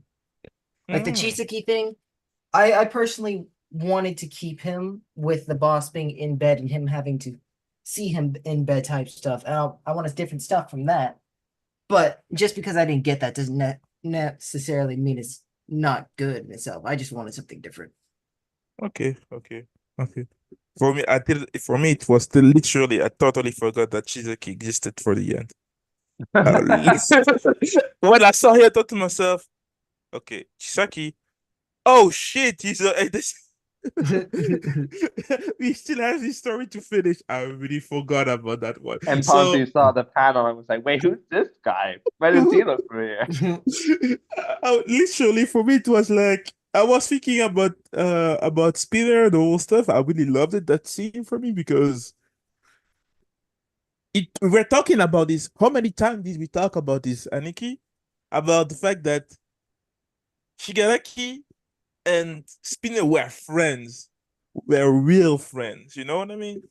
Real We're friends. talking. That was something that you were always saying, that the fact that we seeing this, that he was my first friend. We're playing video games. So the fact that we knew that communication, the fact that it was Spinner that he was telling the story in my Villain Academia, as that he was a teller of the story. It gets more sense now at the end of the series. He's the one that will tell his story. You know what I mean? Yeah. So uh it gets me more mad about it. It gets me more about the anime, because he was like, the importance of Spinner in the story is he's the he's Lucy's, if you know fairy tale, Lucy tells the story about the whole fairy tale. So she's the storyteller, and we are following her in the adventure with Natsu. That's the thing about anime. That's so funny. We're just talking about fairy tale in the chat. Yeah, I didn't read it yet. So yeah, it was really something that when I saw Orikoshi do it with Spinner, and it's also normal. Actually, if you know the character of Shigaraki, he's not someone who talks a lot about himself. You know what I mean? He's not someone that talk about his past, about he doesn't talk about it. He just acts. He just strategizes and acts, you know. So it was perfect to have the one guy that he felt close to it as a friend, to tell all this story and even the fact that it should be in a comic, the super all the calls to it, man, that's just perfect. The fact the comic about the demon lord with with the original brothers and stuff. It's so good. It's really so good. I loved it. I loved it. And yeah, so Chisaki for me is just like, yeah. I understand why it's in the end of this chapter too, because it's linked to Eri as a wolf familial stuff. So it's quite great that our grandpa still survived. But yeah, I really don't care. But I was hoping for something else. But yeah, seeing that our second years are gonna be famous with the girls of the first year girls is gonna be fun. Can't wait to see the Mineta fan. The minute they're getting no fans. It's funny because I You'll watched get like one. oh, he'll get You'll one. get It'll be one, but just it'll be another someone he's version of her. completely unattracted to. It'll be a dude. No, I want his fan to be just like him, but he's like, ew, like, why are you acting this way? And he had the moment like, oh my God, it's me. Oh no, that would actually make me feel bad for someone who looks like Mineta. Yeah, for me, But for me, it should be like watched recently, like we watched Totally Drama Island. Hell And in this yeah. in the second season, there is one guy, they introduced a stalker to him, you know, and he was kind of the guy who was like trying to force himself, not to force himself, and more like he was not accepting the one of the characters didn't want him as a partner, and he wasn't accepting it, and he was trying to making advances, and or he didn't catch on to it, you know. And the fact that he was loved in one way by somebody that he didn't want to be loved, I would love to see that kind of dynamism for Bineta. Someone is like really like a creepy stalker of him. Uh, yeah, it's hilarious, just that's very hilarious. funny because I watched so a friend of mine never watched Heroes Rising. I was like, oh my God, we should watch it together. Like 50th time watching this movie. Woo! Uh, and we got to the like we were watching the scene where Mineta saves the two girls. Hmm. Um, and they just don't acknowledge him at Hmm. all.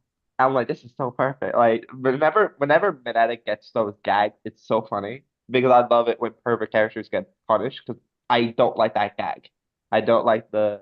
That's one of the reasons why I wasn't the biggest fan of Zenitsu, like the whole simpish nature. Like I hate that character trait. So I like to Yeah. see Ori like kind of like acknowledge that in this new chapter that's coming out Hmm. after the break. Uh, give us that kind of like self-realization with Mineta. Um, I will but say do that- it in the most like outlandish way. Yeah. I will say that in most of the cases, Horikoshi is like fairly self-aware. Like Mineta is often the butt of the joke, kind of. He does get slapped around a lot. Not that that makes his character great per se, but you know, I feel like he is aware that that is not like a glowing popularity or a glowing trait. Yeah, for sure, for sure. Since when he was introduced, we saw, even, he's one of the critics of the world, about the fact that people would just want to be a hero because they wanted to be famous or to get something that they did never get they always wanted the attention, something like this, you know what I mean? So it's okay, so for me it's not, the way that he has been evolved trying to become, because his hero is Deku. He wanted to be like Deku. So step by step he became a better man. I hope it just that trait of him just go away about being a just to become a normal human, step by step. Alternatively, he becomes an advocate for people who are short and how they are discriminated against. He's gonna Which be an would just be advocate the for worst you. thing. No, Which no, would just be like the worst kind of grift. Just he falls into it. no. 'Cause- Yeah, He he's should be an gonna advocate support of women. Anarchy, man. He should be an advocate for women at the end. That would be hilarious, man. The transformation is complete. that would also be unjust. Oh man. I do think the shot of Mineta is one of his best like shots in the series. It's actually funny. Hey, It's Thomas, like a soul guesswork, face. make that an emote, man. Oh, I mean, you're the emo guy. Fuck, bro, you add in random shit for shits and giggles. Why can't you do Because it the when I anime ask you? gave us the perfect emotes, like the Shigaraki casting or dang, Nah, those are poo poo. those are so Yapimo and They're stuff. poo poo. But yeah, I'm gonna miss the. Obviously, we're going on break. That's worse.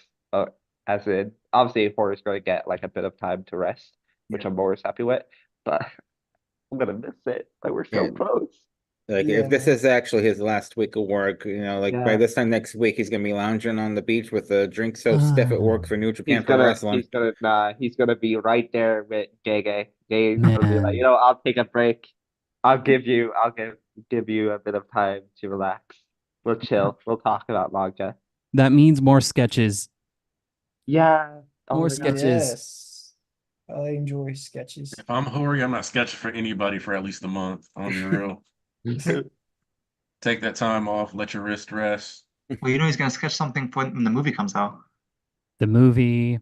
Oh Do man, anime I don't episodes. have any interest in that movie. I'm Let's telling go, you that. Ponzu. Me and you, we're in the same boat. No, Wait, I need wait. it. You Maybe don't maybe have sign up for interest in the Twitter movie? Blue and just like tweet random shit for a rage bait, like Bakudeku was never gonna happen, and then watch everybody like come and collect ad revenue. I don't know. That's what I would do if I'm bro, Hori. I'm gonna be honest, it's probably 2 chapters away now. Soon. Soon. I mean, okay. All here's- my drafts are about to come out. I mean, okay. You said that you're probably gonna see like a bunch of accounts like straight deactivate. I think it's gonna be that, or they're gonna rebrand because They're gonna They rebrand were Abachi just- Bros. well, yeah, As they well, there is should. that. Don't put that evil on us, please. I think you underestimate. I think look, there are some legitimately out in space accounts that are like it's canon. You can't like take it away from us, the kind of thing. But most shippers are not that.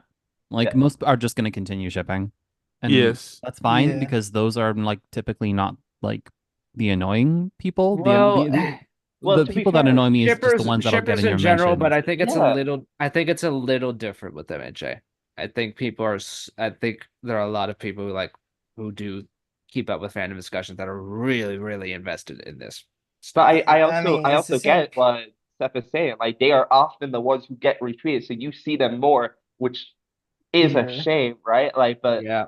the entire fandom isn't the shipping. People like to say it is, But that's just like 1%, 5% if most that are getting the attention because let's face it, a lot of people want to troll with them. They want to highlight them. They want to bully them. And that's a bit of a shame. It also just depends, like on a lot of the shipping gets negative discourse just because of certain accounts. I won't name who. Like Thomas, you remember that one person I sent you in DMs who had a whole thread on Uraka? Oh, yeah. Yeah, you know who. But Mm. there's certain people like that who go combative over every tweet and look for it. That Yeah. really ruined the reputation of most people. Yeah, It's- no, I bit of a shame. remember first subscribe when I first joined Twitter. I'm like, okay, let me get I'll follow all my favorite fandom topics, and the disappointment with how much like R-rated material that would just trend with Yeah. thousands of likes, and I was just like, oh, this is why this is why MHA's reputation is like this. Well, in I general, I mean, also think like a lot of the fandom is just so young, and it's a majority reason why I stopped interacting with the fandom and deleted all my followers. Like they involved me in so much stupid shit, and I was just there Mhm. posting like the character locations. Like I got involved into a race war for no fucking reason, man. oh Don't my you get god. dragged into a race Whoa. war? Jesus. Yeah, Jesus Christ. Like they started adding me, I got spammed with it. It was fucking going on for a week. I was getting that shit. Whoa. It's a bit of a shame. I do think that like a lot of the hate the fandom gets, which honestly a lot of people feed into it as well, whether it's people being targeted or the people who are just the outsiders looking in. Um, a lot of the hate comes from people who just don't understand like, hey, these people are just shipping. That's all that matters. Of course, there are the Yeah. radical ones, but a lot of hate towards them often has like you can tell a lot of homophobia. Not all of them, obviously. Not gonna put it Of out there. course. But you can tell a lot of people don't like these ships because it's two men or two women being shipped, which is a bit of a shame. Um, Not to say all of the hate towards those ships are that. Obviously, there are people who are like that's not their cup of tea. They don't ship them because X, Y, and Z, and that's fine as well. It's just I There's think we only be so mindful. many pregnant art that I can see. Yeah, that's Just also the issue not too, where let kids be kids, my man. Damn. but yeah, you also have that subsect of the fandom who ship for those reasons, and So that's You you why. just don't like reminded seeing Bunny me Deku? of Oh, stop. when that Atsushi stuff was going on and Yeah. people were the Atsu babe thing, and I was like, bro, I don't care. Like, okay. Because some people were like, well, Atsushi's in like 1920. It's not fair to be like they shouldn't be in chats with minors. So to illustrate how serious this is, and I wonder if I smoke that fire is in the chat right now, he can back this up. He is, yeah. So one of our we used to host parties back in the day. We actually called ourselves the Milwaukee Party Kings of Milwaukee. Our parties were not that big. We were just having fun. But we were having some fun. We had hosting a party at one of our friends' houses. And when we got there was these girls there. One of them was real cute. The other one was her friend that comes along with the cute. Yeah. And like I'm not even thinking about it. We're talking and like we're both like, damn, that girl cute. So we're both like, getting her number, whatever, trying to holler at her, see what happens. And then like it's like 2 weeks later or something like that, because I'm thinking, we're all like 18 plus, whatever.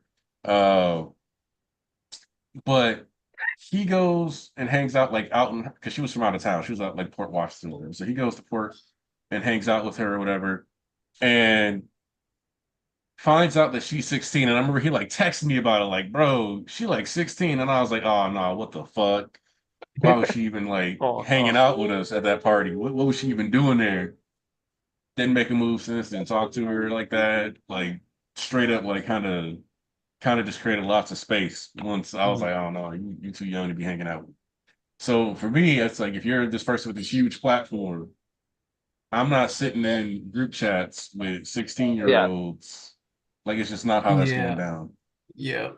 Oh And man. that was somebody I knew IRL. That would have made it less weird technically, but like no, if you start referring to me like that and y'all think it's funny and you get nope, I'm good. Bye.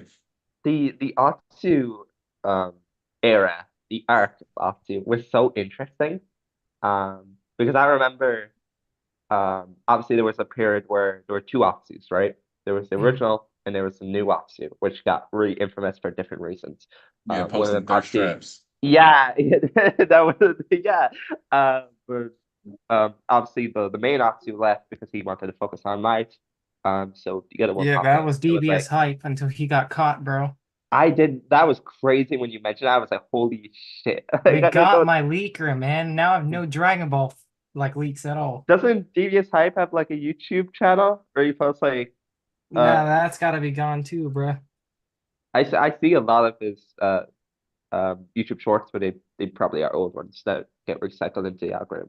Regardless, it was a very interesting time with the MHA fandom because obviously there was the barking spaces. There were I would say that was one of the moments where the MHA fandom was probably one of the most fun because people just be laughing and joking along with each other.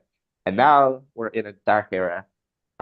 I do think we are getting into a much more light era with people talk about the like the thank you MHA tweets that just came out. Like those have been very sweet and very wholesome.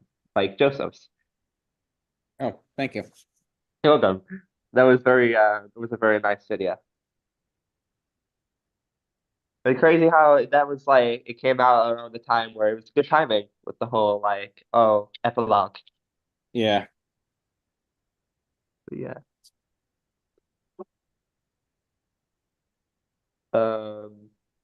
Yeah, I obviously this isn't my anything MHA, but there's obviously another superhero franchise IP that is out currently called The Boys, and that's also getting into some controversy. I just saw people in the chat talking about it.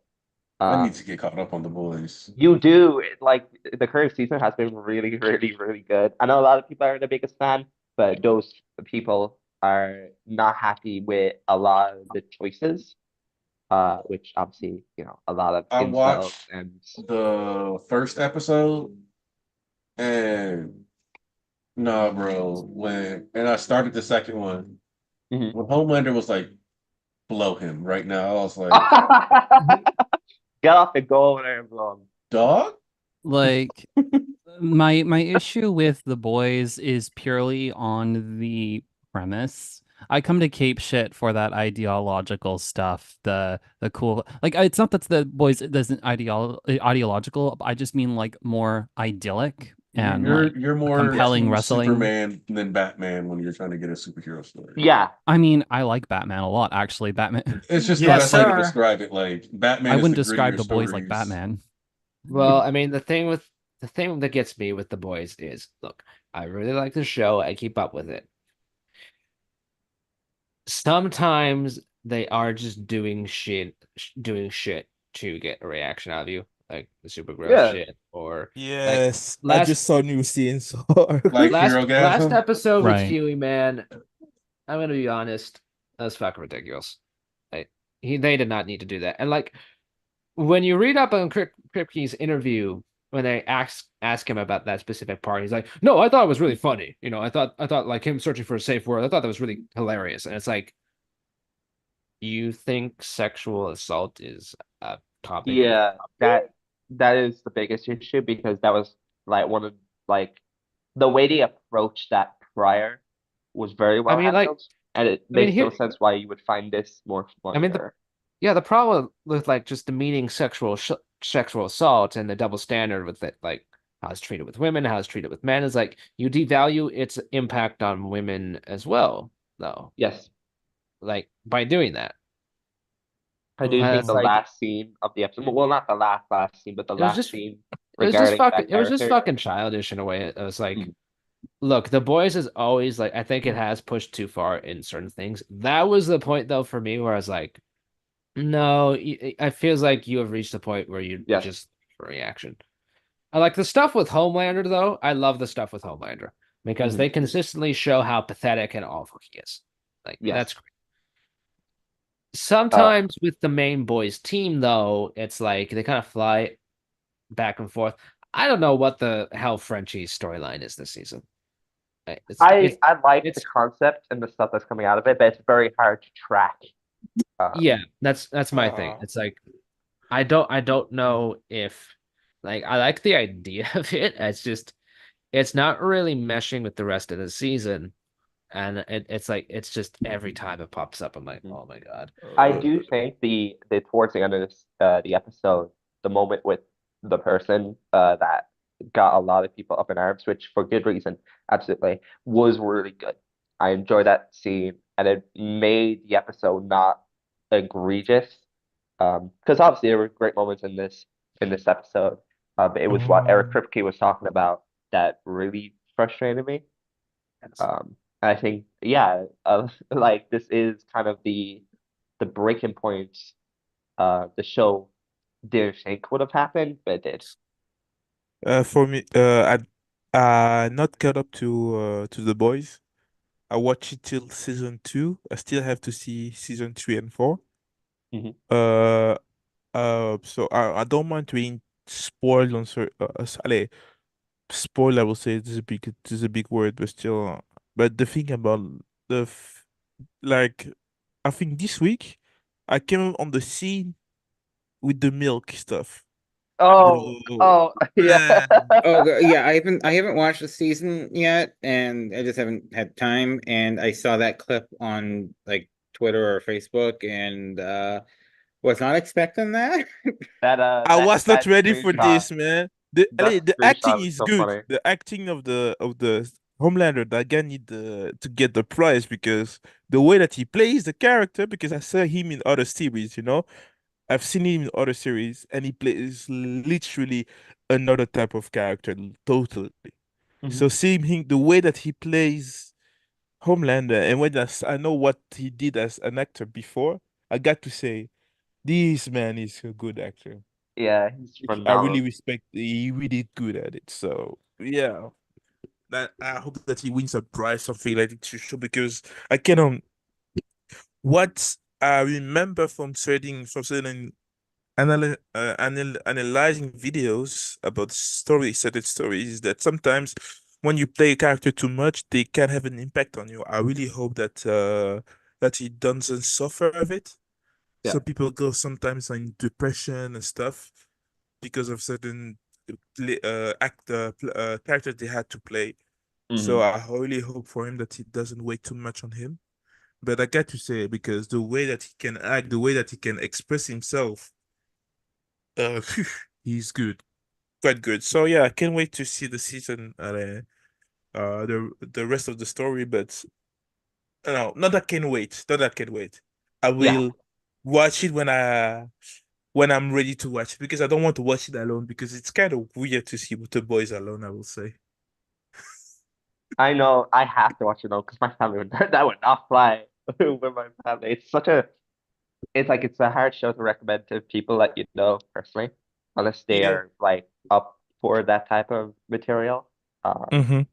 Yeah, for sure. That's really something that if you watch it, we should watch it with your friends, because I watched it alone the first 2 seasons. You know what I mean? Yeah. The first 2 seasons, um, I didn't have a problem. It was quite different that from what I saw, from what I understood, what would happen in the next season, when I heard about the orgasm fist. I don't know, how did you call it again? I don't know, the in season 3. Here Herogasm? Is that what Yeah, you're referring to? orgasm. When I heard what it was about, I thought to myself, nah, It is a I'm not bizarre I'm not episode. I'm not ready to watch it. I do think that's one of the reasons why this episode went the way it did, right? Because I do think the Eric Kripke and the team wanted to recreate the magic of Herogasm in this new episode, but they went about it the wrong way. I do think a lot of there were great moments in that sequence towards the end, especially when when they're trying to get back at him. Um, I know, the like when the show Zendaya. first oh, when the show came out, I was kind of interested in the comic until I researched it, and it's like, no, thank you. No, it's awful. It is Yeah, terrible. I I think never me and reading I that. Smoked That I- Fire were talking about it in the chat. Like, it is terrible. I have been seeing some people be like, man, the boys show is getting as bad as the comic, or the comic Yeah, is no. better. I'm like, okay, you're just saying that shit because one, you either haven't read it, and or two, you're just saying bullshit because you know you're gonna get those interactions. I think they're also saying it because they are I've bad heard people people. saying that. And they're finally that's- realizing that the show was making fun of them the entire time. Yeah. Oh yeah.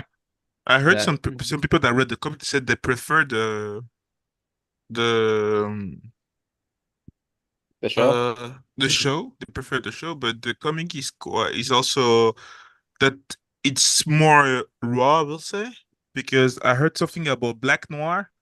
Oh, Oh, Then yeah. I thought to myself, if they had to, they didn't do it in the series, but yeah, man, it would have really been a dark time for the timeline, I will say. I do think not even just that, it's they kind of hint towards it in the latest episode.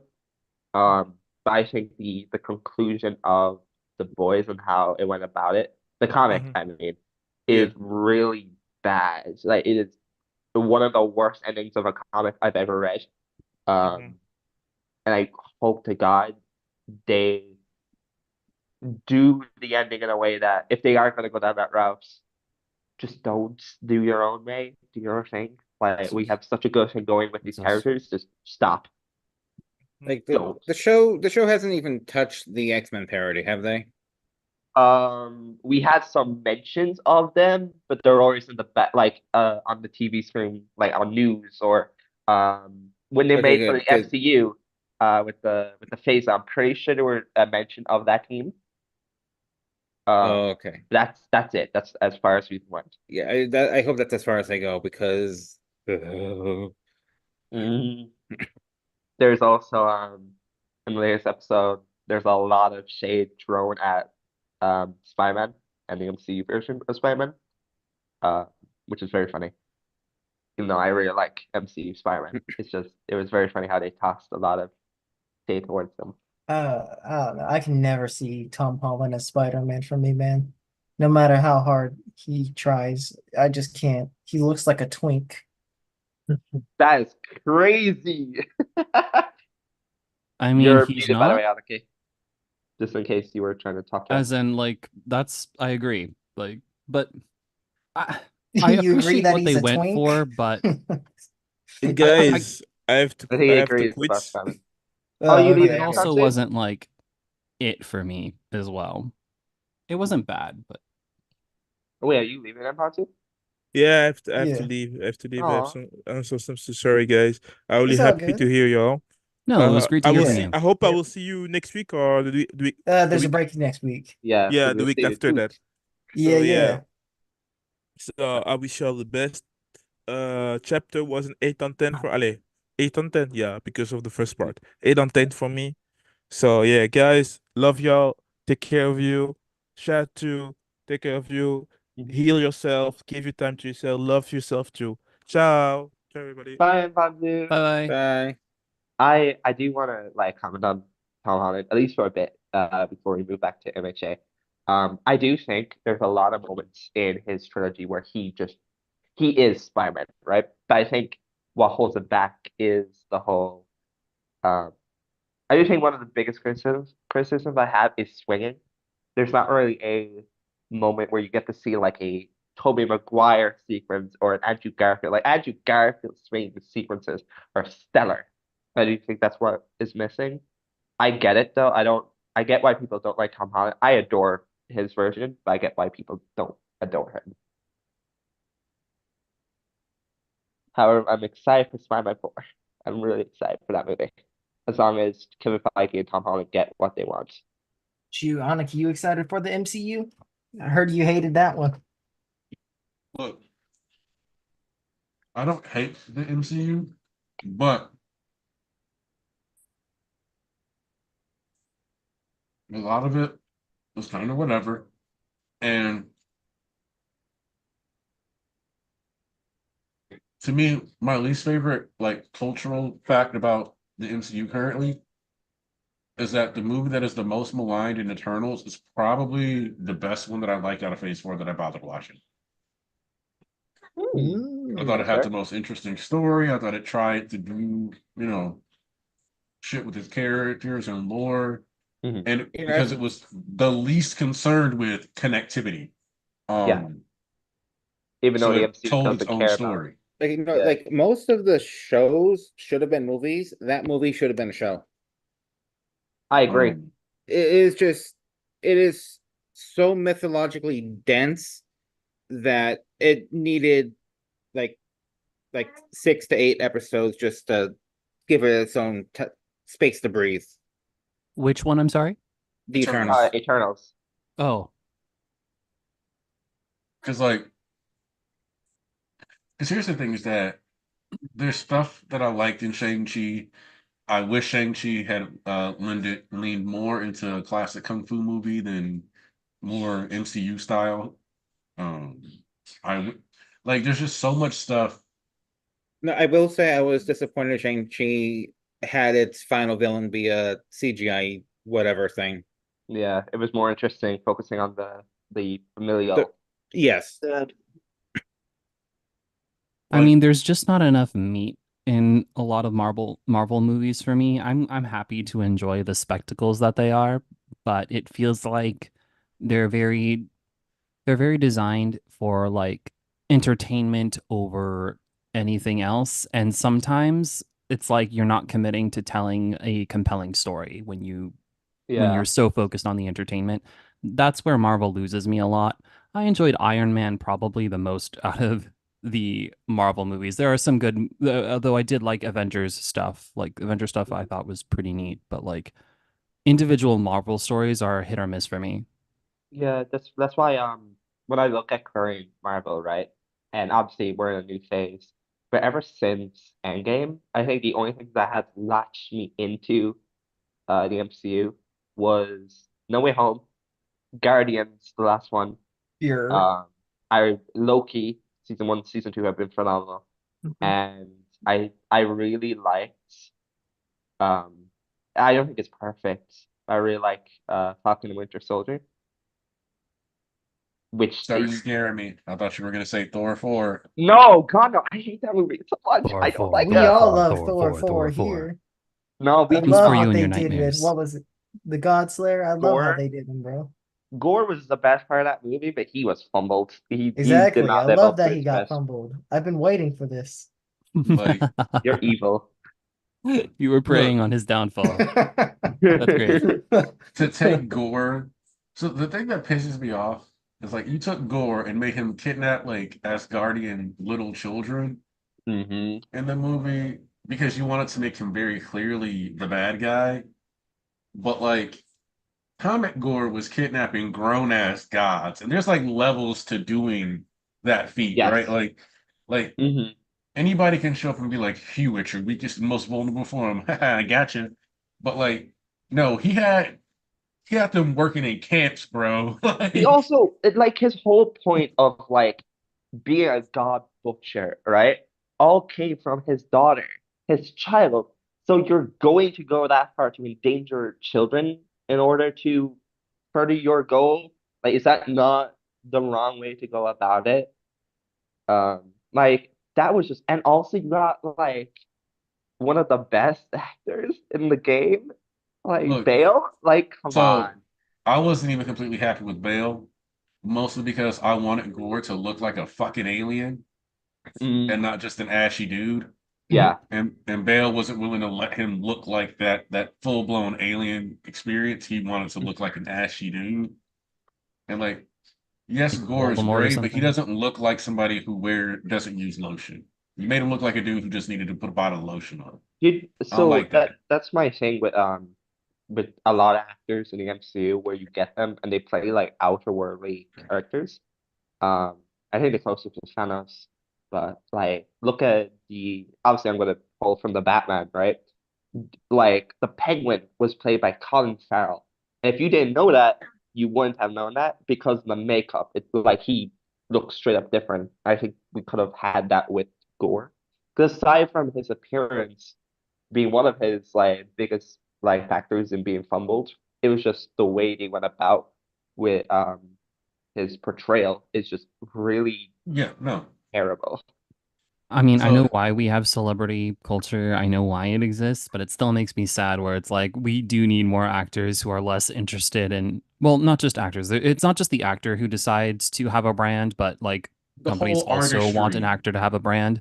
But just in general, I want an actor to be an actor, not an actor to be themselves.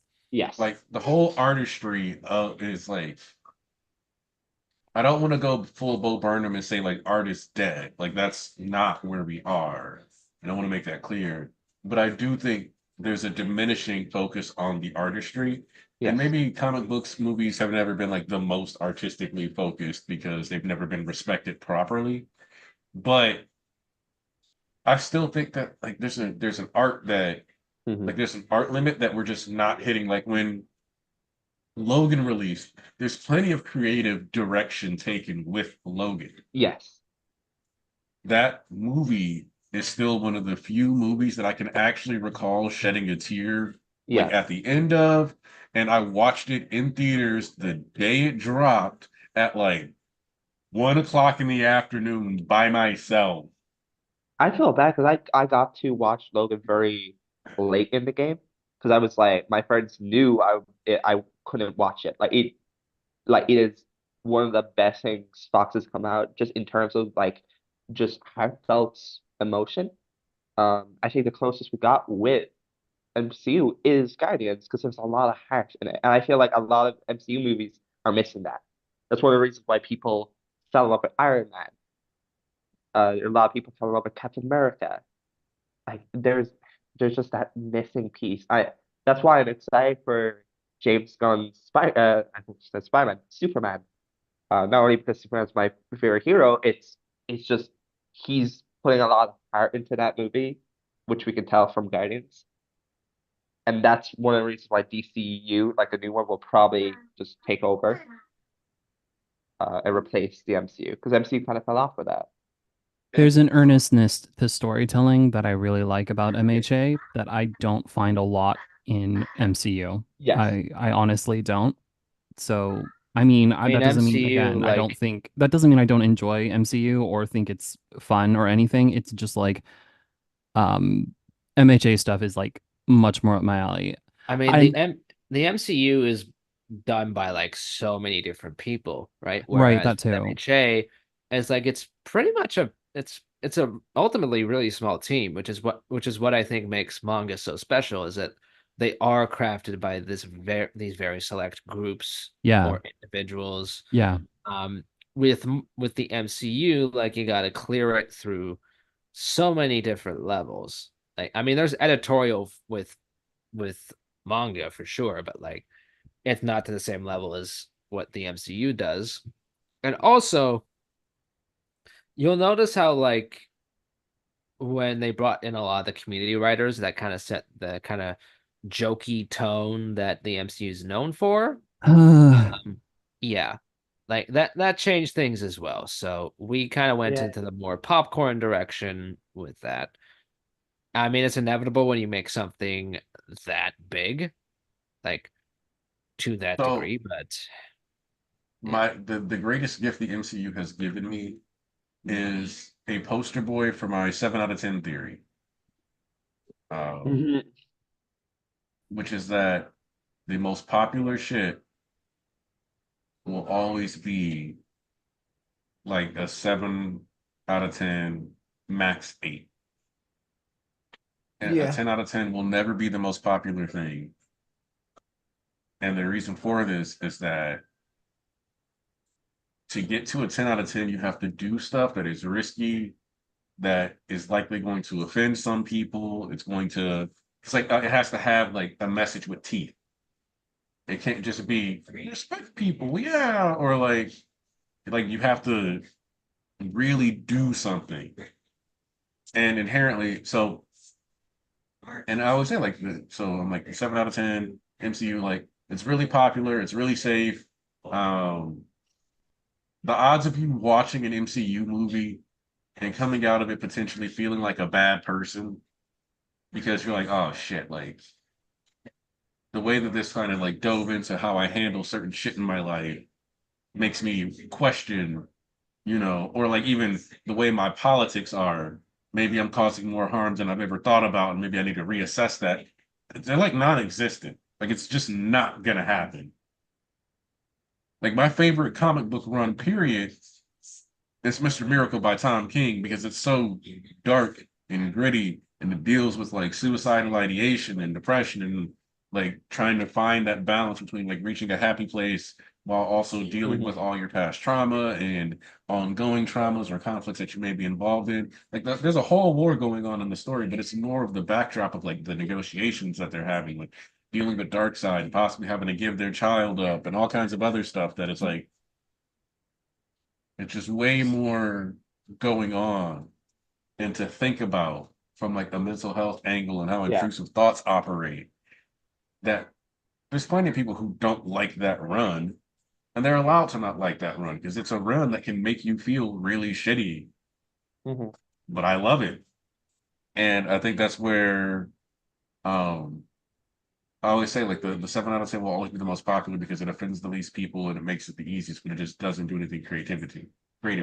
Like The Godfather is a great movie to me. The Godfather Part 2, and this is a 40 to 50-year-old movie, so I'm going to spoil it. Okay? You should have watched it before.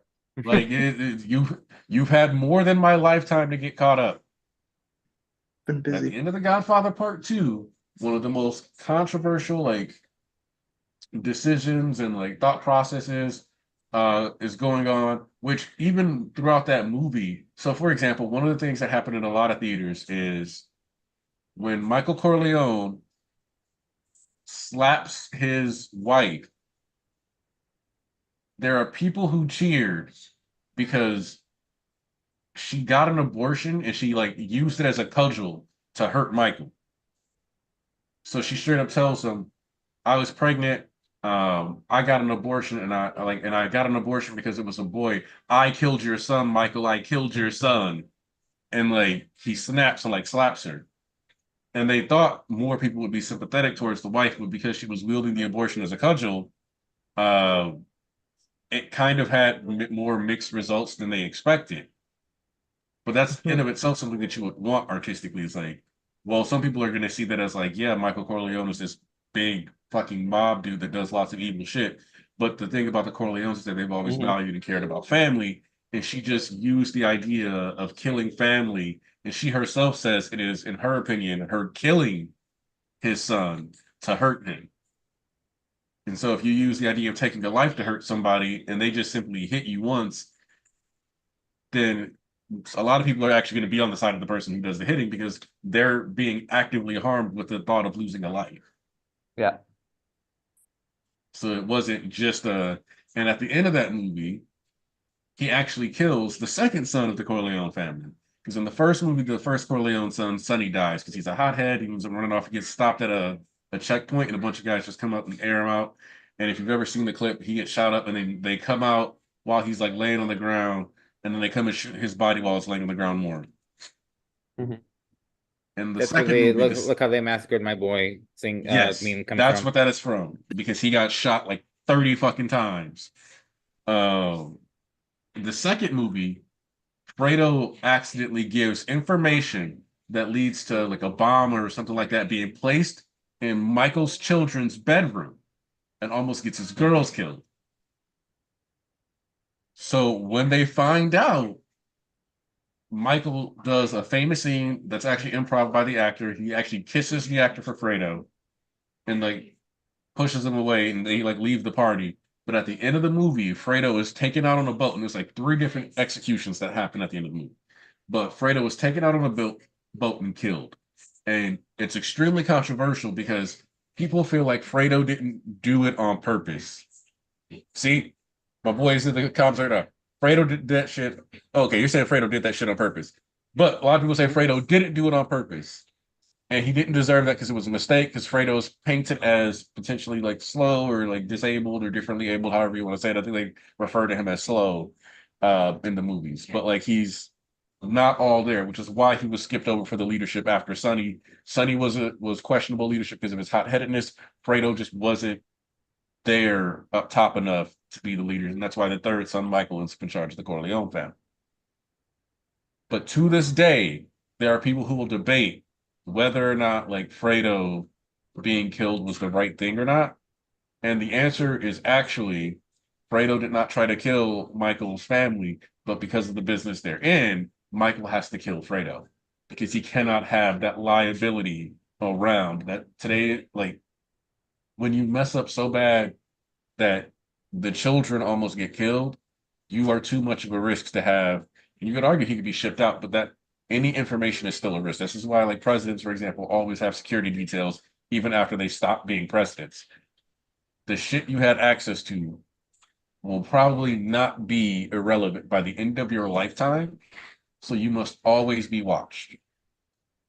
And so, like, you could obviously argue, well, some people still debate like Civil War. And I'm like, honestly, most people who are debating Civil War are kind of arguing about the Accords, but it really comes down to fucking how do you feel about the way Tony's mom situation was handled, which isn't supposed to be the main conflict of the movie. Yes. The Accords are supposed to be the main conflict in the movie, but the Accords are so toothless in the details that we get about them that who fucking cares? It's like when we have that Team Iron Man or Team Cap discussion, most people are like Team Iron Man. He was after Bucky because Bucky had, like, in theory, done all this shit. But more importantly, still, in that last conflict, if Steve could have told Tony what was going on with Bucky and never opened his mouth. And that's the big issue for almost everybody who's like can't ride with Team Captain America. Steve could have opened his mouth and resolved so much of the conflict in that movie. And as far as the Accords go, fucking tell us more details about it. I mean, the Accords were like kind of just non-existent since then They were a plot until device to cause the conflict. it was talked about in She-Hulk, I'm pretty sure, when Daredevil and She-Hulk they're in court and they mention the Accords, and that's the last, like, they're mentioned to be, like, I think resolved off screen. So no, the Accords were never properly handled at all. And I think one of the biggest reasons, not to say like this is anything to do with what you said, but why I think superhero media is kind of falling off, is that the criticism of these heroes, these superheroes aren't being a superhero anymore is kind of factual, because you don't really see heroes in Marvel be superheroes. You don't see them saving the day, protecting people, send them on their way. Like Spider-Man protects the kid in Amazing Spider-Man 2. That kid comes back at the end and is there to stop Rhino, and Spider-Man comes in and says, you're very strong. You don't see that anymore. Shazam, I'll sing the praises of that movie for years, because we got a scene like that when we're at the amusement park and Shazam saves the child, and it's a very like sweet scene. And even in the recent The Boys episode, which you don't really think you'd ever get that type of moment, you get one. And that's one of the reasons why comics is so popular. At least like some of the best Spider-Man comics that people talk about are moments like that. And I kind of feel that's the biggest shame with the MCU. It's like you're more focused on high budget sci-fi fight scenes that you kind of miss the point of a superhero. Yeah. And if I'm honest, we are at a juncture where I personally believe that the MCU could step away from movies, go all in on shows, and probably fix its quality issues. I mean, look at X-Men 97. Like that was one of the most highly acclaimed like Marvel projects of recent. And it was a TV show. An animated TV show, mind you. I still need to watch that. It's so good. You should. But yeah, we hit a quantity over quality aspect. Like the artistry isn't there right now. Like the soul, it's pretty much hit like a consumerist checkpoint. And that's why like I will always probably like for the time being probably be way more interested in like what DC is doing than Marvel. Because in general, like in comics, I usually like DC more than Marvel. I mean, but, like, for DC got the MCU's best guy heading it now. James Gunn, baby. Can't wait. But I'm more interested in it because the DC isn't as established, we still have them wanting to do more creative Yeah. stuff. It also seems like DC is not going the kind of Infinity Gauntlet dark side route, at least not anymore, which I'm very relieved by because there are a lot of other stories to tell. I don't think they're even going to do Anti-Monitor or any of that. I think I they're mean, gonna we're do- too early, especially since we're rebooting the series. Like Darkseid and Anti-Monitor, those are some like Thanos level threats, man. Like we need our Ultrons first. Yeah, I think you'll get. Ultron is don't- supposed to be a Thanos level threat, by the way. He is, and he got Yeah, but fucking wasted. I'm cheated by MCU standards. I mean, I like, Yeah. just want to see good character focused stories first Yeah, and foremost. that's- Like you need that that. seems to be the hint, but like, he's doing frickin' Authority right after Superman, so like that tells me that We have it's Creature Commandos too. Creature Commando. Yeah, It's going to be Peacemaker very. season It's going to be 2. very different. I don't think it's going to be Darkseid. I don't think it's going to be Anti-Monitor. I think he's gonna go as somebody else. As I like a mean, big- Yeah. it's not obviously in the new DC universe, but we had Anti-Monitor recently with the animated movies, like that trilogy. So I don't think we're gonna get Anti-Monitor. I would like to just focus on character stories, which we are getting with the Superman film, which seems to be a kind of a middle finger to I the mean- current state of Superman. he's got Crypto the Super Dog in this movie. So I can't wait. Oh my god. And then later on we're getting Batman the Brave and the Bold, which will have Robin. Like, this is what we need. Yeah. I Like, think it's actually also- genius starting at Damian Wayne because now we can get Nightwing, Jason Yes. Todd, and all the other Robins in this bitch. okay, here's something I want to float to you guys though. Do you think they're gonna merge Robert Pattinson with that universe, or are they gonna? No. No, It's I don't think elsewhere. so. he has came out and talked about how like he wants to respect Matt Reeves. Whatever I Matt don't. Reeves I don't know, man. aside from the Nah, Arkham that's too Asylum show. Elseworlds, you know? I don't know. It's Elseworlds. They're trying I to make heard it that- more realistic. Like I hear I like mean- Clayface is supposed to be like an actual person instead of like a monster type deal. Like they don't Yeah, want to go that route. I heard that too, but I don't know, man. I just don't know. I would like Robert Pattinson to be in his own universe, but I do like the idea that David Corenswet and like Robert Pattinson could be on the same. Like they would like mesh together well, but just because of the tone of the Batman and the world itself, I don't see it. It could Yeah. it could happen, but we know that James Gunn is looking for a much like his version probably be in his 30s. He'll be a dad. I don't know. I don't think It we're seems Yeah. it seems to me they're not going like Batfleck where he was like Batman for 20, 30 years. yes. He sounds like he's gonna be he'll have been Batman for 8 to 10 years or something. Mhm. Yeah, which I also just can't see Robert Pattinson, especially with how young and he looks in the current movies, being like Damian Wayne's father if Yeah. we're going that route. But the Bat family is going to be established, already going to be Yeah. established in the world. Yeah. It'd be very confusing. So there are two actors I know have explicitly expressed interest in being DCU Batman, and they're Alan Ritchson and Winston Duke. So I could see either of those working, but they still seem to be a ways away from casting that. So I'm not sure. I just want, because I remember a while ago there was this Twitter user who was like, if we guess that like that diner scene, that was that this should have happened YouTube channel. They Yeah, kind of Hishi. did that. Yeah. James Gunn said, because the guy was like, oh, I'll eat a boot, and James Gunn said, oh, what can we do to make you eat a boot? And he described like this should happen, and maybe it could be like an end credit scene to the Superman. If we get the world's finest, finally done justice. See what I did? Justice. I'll be happy. I'll be so happy. Because that's something we need on screen, like that, like positive, kind of fun relationship between Superman and Batman that we've never got to see. Like the closest we got was them being enemies. Why? Like why Yeah, do a lot this of to the us? world, especially casuals that only watch movies, don't really know that Batman and Superman are like that. They eat together. They get takeaway. They sit down. They just chat. Like they're both each other's like heroes. Yeah. They're a much positive all my end endeavor.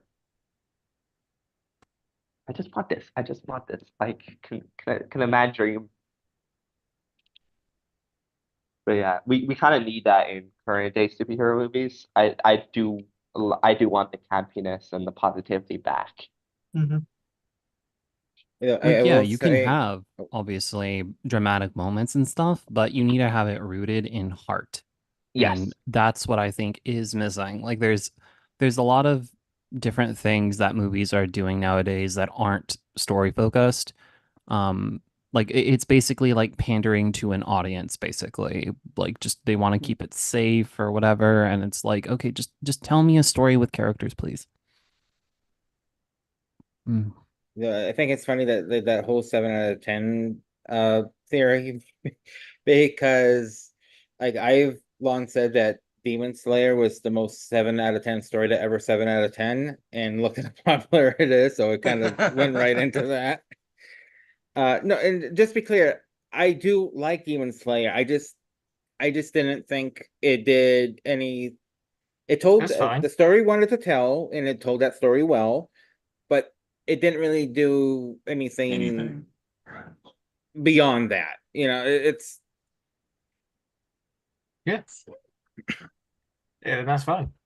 Yeah, I I like enjoy it as entertainment in a similar vein. I mean, I think it's actually still it's still more character focused in a way that I appreciate generally more than Marvel movies. Again, I hate to punch down. I don't like the thing where it's like, oh, we're comparing two things, therefore one must be better or worse. Yeah. Like, no, if you like Marvel, by all means, please do. I'm talking about my personal preferences here, but I appreciate that Demon Slayer is very character focused, even if I don't think it's saying all that much, or like there's not like a lot there that I'm really invested or interested in. But it will have character rooted things, like the season finale with Ubuyashiki. Like, oh my gosh, like that was so That impactful. If just God, literally impactful, but when like when it was Musan looked rooted in over, character. Like that when entire scene is rooted in this man, one of the biggest haters I've ever seen, quite frankly. Like he's a just because lover. He did it out of like love. seriously, like if you had a tier list of haters, he would be on one of the top. Like how do you uh, do that? he had an entire 4 minute sequence of just walking because he was like, I gotta take my time before I kill this man. I like it was Dude, so when interesting. Tanjiro finally confronts him, it's so freaking funny how he responds. It's like he's literally just straight up unapologetic. It's like, I don't know why you're so upset about your family dying. It was just the same as like a natural disaster. And Tanjiro is just staring at him like this is an actual person that exists. I Not love only how that, Tanjiro is locked in. Like that's great. Just he Tanjiro, sees Muzan, he's locked in. He's ready to go. It's like Tanjiro, the yes. past two arcs, I'm including in his castle, right? He's Uh, been so satisfying with how he like talks to people he don't like in the current season when he like talks to just a reminder, Seth Genya's is anime bro. only. Oh yeah, I know. That's why I'm referring to Okay, all right. the anime. When Okay. he talks to Sanemi, and Sanemi's like, "I don't like you at all. You don't have my respect." And Tanjiro's like, "You don't have mine either."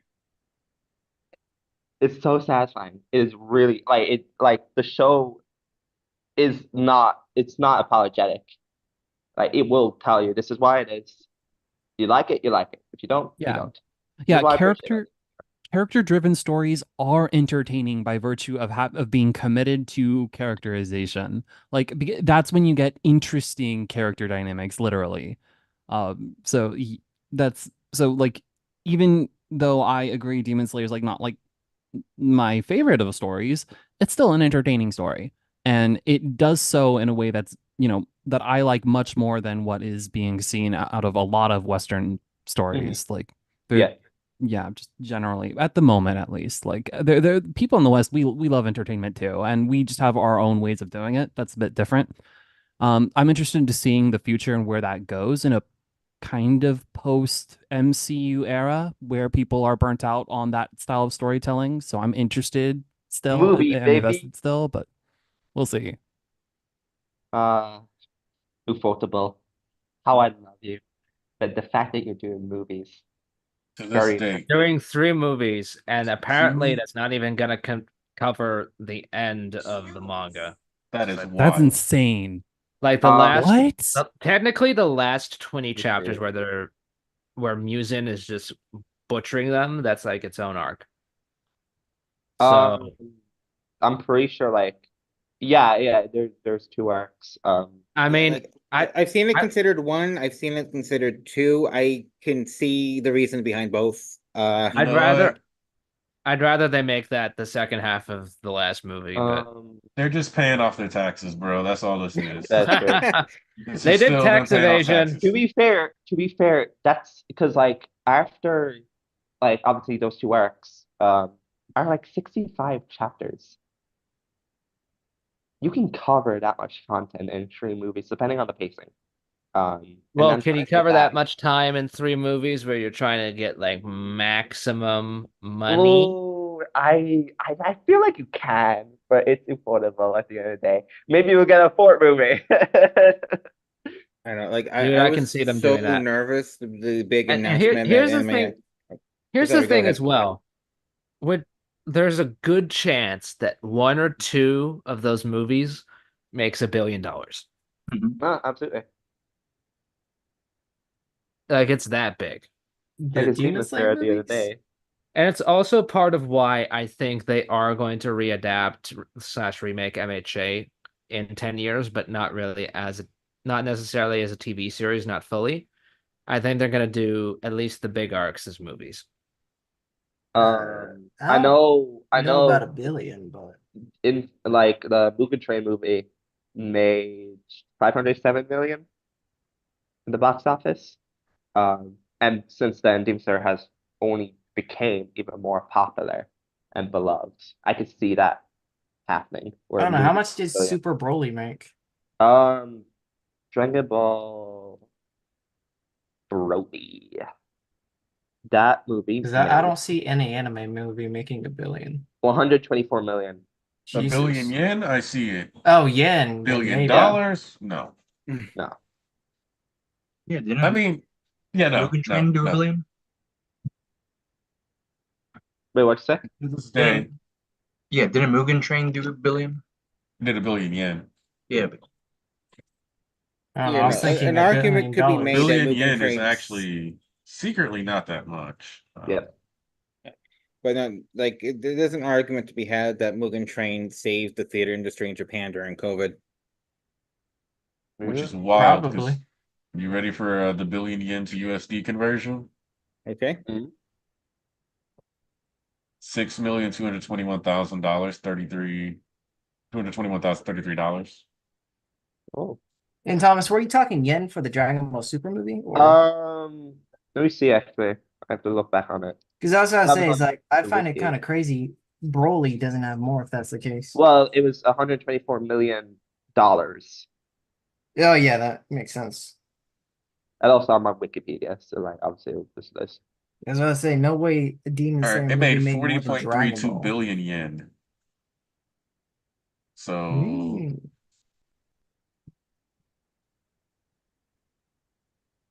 But yeah, I can definitely see one of the movies. so 250 million in Japan alone. Closer to 251 million. Yeah.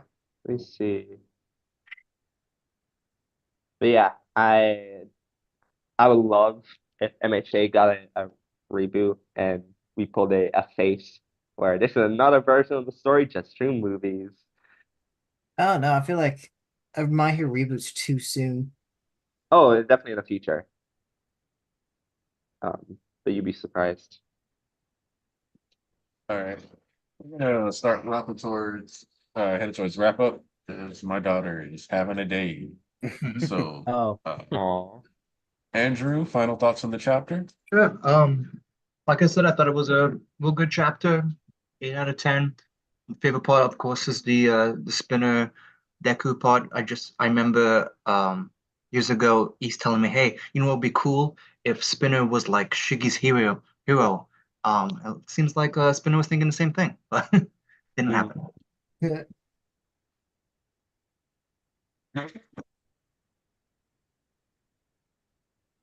Who'd you say? Final thoughts, Joseph? Just So yeah, sorry, you cut out and I didn't quite hear what you were saying. No, I really like this chapter, especially the talk with Zuko and Spinner. And like I just like said earlier, but I really liked how the program on the TV about Shigaraki was like it was like a point counterpoint, like on how the people who knew of Shigaraki, their opinion against the opinions of Izuku and Spinner, who actually knew Shigaraki. So I just like that, how that was done. And yeah, only a couple left. It's hard to believe. That was it. Thomas? Oh, hi. Wait, can you hear me? I didn't Yes, we hear you. Okay. I really love this chapter. I guess I'll work my way backwards. I love seeing the new students. I didn't think we were going to see them. Maybe like a quick glance, but knowing that we're going back to UA, we're going to see a lot more of them. I'm really happy about that. It's really cool seeing like kind of this will be um kind of our last glimpse at the other students. Now that the third years have graduated, now it's just class, I guess 2A, 2B, and 3A, 3B, obviously our beloved cast of characters. Um, I I really like the fact that Bakugo now has fans because in one of the, I believe it was school briefs or team up missions, Deku drops that Bakugo never really got any like Valentine's gifts. Um, so I guess this is new for Bakugo having people pawn over him, or fawn, that's the word. Um, I I get why people don't like the content with Chisaki, um, because obviously he was such an important character in the series. He still is, especially with his fascination with quirks and like kind of the flashback that we got of him that got cut out of the anime, of him in the Ujiko little like uh, nursery home. He's always been integral to the story, and to see him get like a kind of a page, it is kind of disappointing. But in the same light, um, he kind of deserved it for what he's done. Like, get him out of here. I do like seeing the doctor, not the doctor, the boss, telling him off, being like, I've like I lent a hand to you, like, and all you did was put me in a coma and like hurt my granddaughter. Like, what the fuck? Um, but yeah, I love their little talk. Even though it was short, I do like how he just lambasts him and tell him not like she in the future will forget about you. She will move on. She'll do great things while you're going to be here suffering. And I will be here until you go to hell. Obviously, he'll die before, but hopefully, he'll see him maybe kind of change for the better, in a way that he can. Like carry some like different things that people want. Like I can't really fault people for feeling different ways about the chapter because how people perceive things should be, it should be Yeah. talked about. Um, Obviously now on to seeing All Might with Tsukauichi. I do find it funny that people were kind of upset about Tsukauichi shaving, but like Makoto probably told him to shave, like get better. Like you look awful. I think someone in the chat said he should have grew a beard, which yeah, honestly, still like make the scruff spawn into a beard. It would look really good. I like seeing All Might now is in a wheelchair and see Deku push him. It's really sweet. And then obviously the Spinner and Deku talk. I love Spinner. I've said that before. I'll say it again. I adore him. I like seeing Spinner break down. Obviously, saying I like seeing breakdown is kind of weird. But I do like seeing him break down in a very realistic sense. Like Shigaraki was his best friend. He was his family. He was the one who saw who he truly was. And the panel where he's like, he's a gamer. It's so weird. It caught me off guard in the officials. But yeah, he was just like us. He was just a regular like teenager. Even though he was a murderer, he still liked like materialistic things.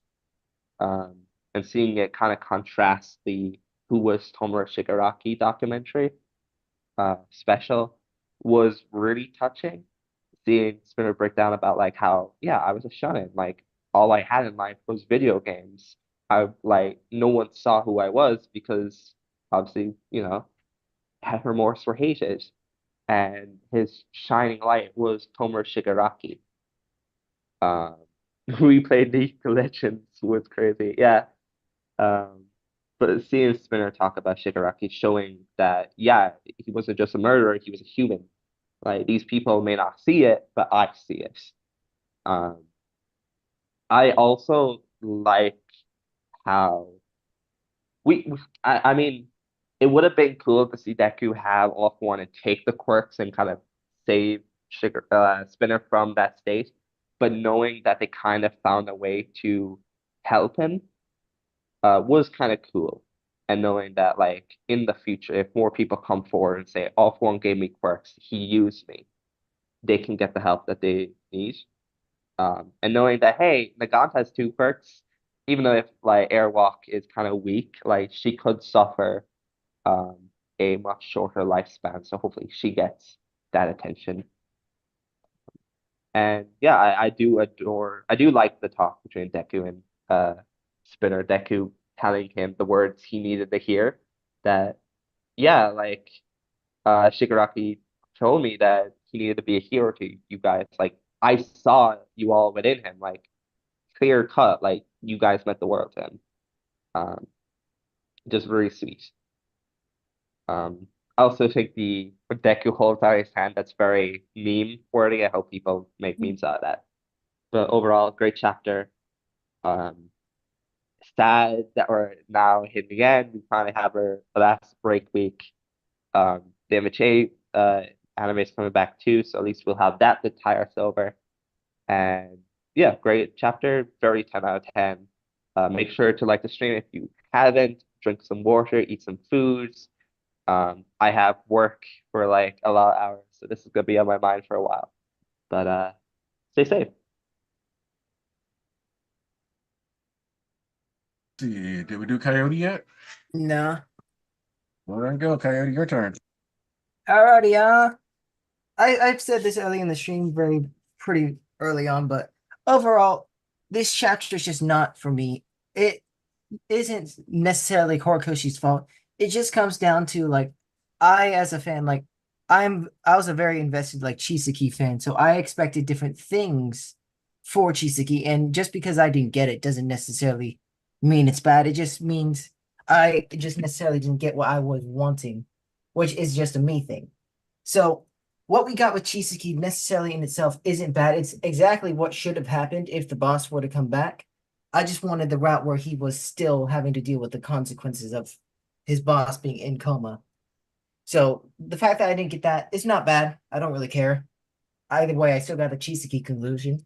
But overall, the Spinner stuff, also not for me. I personally never really cared for Spinner as a character, so no matter what, it was always going to be hard for me to really like whatever Spinner stuff came out of this conversation. But I guess for me, necessarily, I don't really take much out of this conversation for rebuilding society.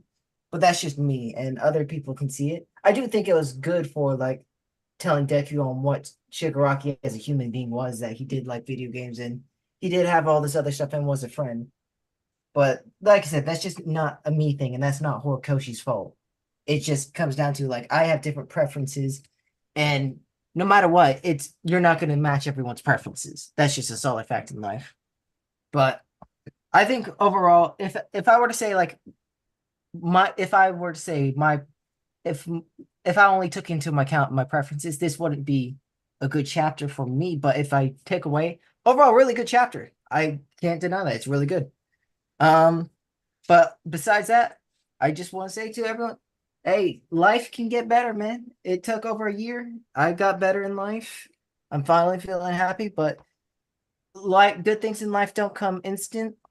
And even though it may suck, it will get better eventually. So I hope if anyone's going through something, I wish you the strength to push through it and get to the place you need to go.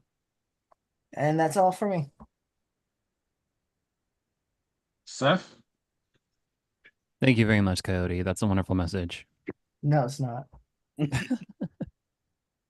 So, let's see. Sorry I was late this morning. I mean, I can't be too sorry. I was actually experimenting on my own channel. I Oh, yeah, man. finally, Yeah, I, It's also looking my forward to fault for watching that accidentally after setting this this is to wrapped waiting up. room mode, so you're good anyway. yeah, I finally started recording my own reactions to MHA. Better late than never, I guess. I am so sad I didn't do this sooner, but that's, sometimes it takes time to get to where you want to be, you Oh, know? yeah. Send Like, send a link to your channel for us. I don't have a subscription to that. oh, sure. I'll drop it in the Discord, I guess. Yeah, Discord. Okay, got it. Speaking of which, like and subscribe to this video, everyone. Oh, Um, yeah. yeah, Thank don't you. forget, please do share this one, comment, and thank you all for showing up as well. It's really nice to be able to talk to fellow fans and to follow chat. So thank you. Anyways, so I was late, so I didn't quite get to say a lot about this chapter, but I won't dig too deep into it because the thing is with this chapter, a lot of it is with talking, and I don't have a problem with that. It's just more like there's not too much for me to say when the characters kind of say it all themselves. I will say that I like this. The It's interesting focusing somewhat on Chisaki and Spinner because these are both promises that Deku made, or or rather, I mean, it's not like Deku like actually promised to Shigaraki, I don't think, but like Shigaraki made that request of him, so he's following through on that. Chisaki made a request and Deku's following through with that. So I think that's interesting that we're getting that follow through, and I like that. It's a continuation of Deku wanting to understand people, I think. So in that sense, as far as character writing goes, I appreciate this approach. Yeah. What I liked about what the Spinner interview is the dual perspectives of society with Spinner.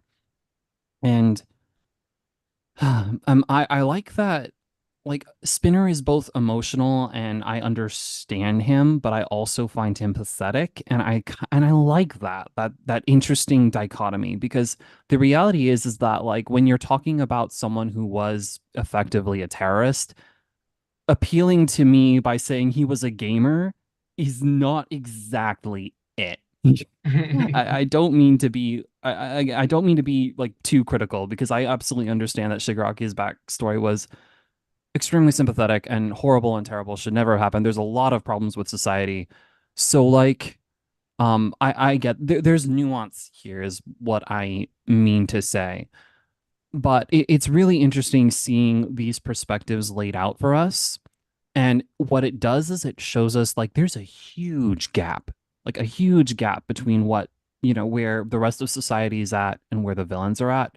And bridging that is like I don't know how you do that, and I don't actually expect the manga to actually do that. That's monumental what we're talking about, just how we get here. Um, I like that this is framed again from the media and their programming, what they're shooting, how their coverage of the story. That's just interesting in terms of how okay, the world is in fact looking at this and kind of exploring this situation. But it starts off with, yeah, so I lost my house and someone lost their friend and just all our lives were upheaved. So I understand. I know people hate the civilians in MHA and I don't feel that highly of them either, but I mean like shit happened to them. They were just like they were catching strays that they didn't actually like do anything to deserve, on an individual level. So like when I see them being sympathetic, I can't help but understand. At the same time, I really felt for Spinner, and it's cool to see this gap is I guess what I wanted to say. I'm repeating myself, but I like how this is set up and how big the problem is Deku is looking at. I'm curious as to the approach, but I think I already have my own ideas.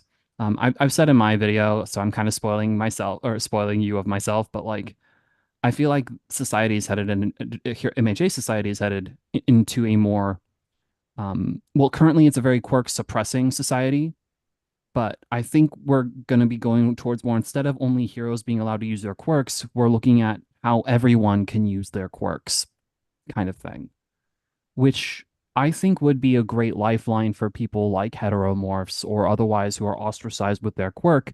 Because, yeah, you're going to have quirks that are not going to fit in with what we used to know as the norm of society. So when we take a different approach to suppressing the quirks and trying to make everyone fit into quote unquote normal society, instead you branch out what normal society is with people exploring how to use their quirks.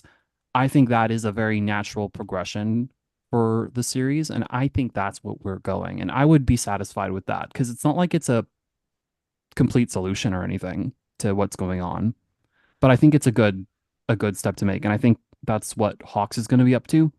And again, I may have said this last time, but I'm pretty sure Deku is going to be a teacher, which would be really, which would, well, for one, it would maintain the My Hero Academia thing, which I like.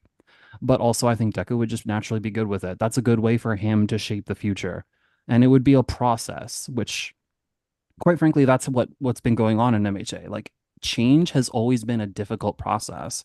We see it for Bakugo, for Endeavor, for just many characters about confronting change. It's hard. Shoto even. So yeah, this is going to be one of those, life is in fact a journey type of endings.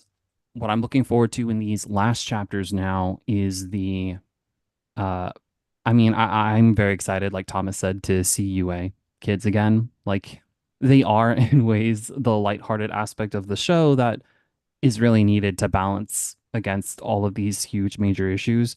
They're all still going to be, focusing on this issue too, but the way they're going to do it, the togetherness, I'm super down to see us get back to. Let's see. As far as art goes, of course, the paneling was great. I like the Spinner and Deku confrontation mirrors the Toga and Uraraka confrontation. Deku got a taste of that too. I'm very happy about that, which also makes me want to see Deku and Uraraka talk more. But I'm glad in terms of storytelling, I'm like where that went. And let's see. Chisaki. Okay, look, I had no stocks in Chisaki. I think he deserves terrible things. So, um, just I don't have a lot of pity in my heart for that man. So to see him as broken down and pathetic as he was, I mean, deserved, and several things more are deserved. But you know what? Um, yeah, I didn't necessarily need to see it though, is the thing. But it does kind of round out what Deku is doing with his approach to the villains, trying to, understand them. And he does what he can for them without uh, without seemingly getting too invested. He let Spinner lay into him. He didn't talk back or argue with Spinner or push back against Spinner. He let Spinner get the venting out that he needed. And I like that at the end of the conversation, Spinner actually opens back up to Deku about Shoji, which is nice. I like seeing that how Spinner is actually acknowledging there are multiple approaches to societal issues. He's taking one, but he respects Shoji's. Like Shoji is taking the high road, which is very difficult to do. People often scorn on the high road as well, being like, "Oh, you're just trying to be high and mighty," kind of thing. Like there's very little grace is given to people trying to pursue the high road, I feel, because you will always be seen as like like there are people who will see Shoji as like he's betraying their cause kind of thing. And on the flip side, there are people who will be, bigoted against Shoji, even though he's only doing the right thing. So, um, yeah. So a lot of respect to Shoji, and I'm glad Spinner is doing it. MHA is character driven very much. So I really enjoy this chapter, even though like this isn't the content that I'm like. I'm not like I myself am not fully invested in Spinner or Overhaul either. Right? Like I would have rather spent more time with obviously the characters that have had more time in the story, characters that I really like a lot. But this decision is really important for Deku and for the ending that we're heading into. So overall, I was pretty pleased with this chapter. Every chapter in this epilogue has been a hit for me, and this one included. I do need fan art of Deku pushing wheelchair All Might like expeditiously. Like someone please Real. please get on that. And of course, Horikoshi unleashed Twitter onto Bakugo and Shoto, and I find that hilarious. I am so excited to see us back into 1A. I know it won't all be fun and games, like I said, but there are characters in there that I'm really invested in. And of course, it won't just be 1A next chapter. It'll also probably start focusing down on individual characters. I think we're definitely due for Deku versus and Uraraka, not versus Uraraka, Deku and Uraraka And talking. finally, they're fighting. Finally. Yes, we're finally getting to that. Like that has to be next, I think. And we'll probably also get some touch on like what Hawks is doing because his character is technically not I wouldn't say his stuff is resolved yet either. So I'm looking forward to that. I would like to see a conversation between Endeavor and Ray. I didn't say that last time, but I think that's the only thing where I'm like, okay, what's up with you two though? Like I want to see that. That was the only thing about the Todorokis that I felt was like kind of left like off the table.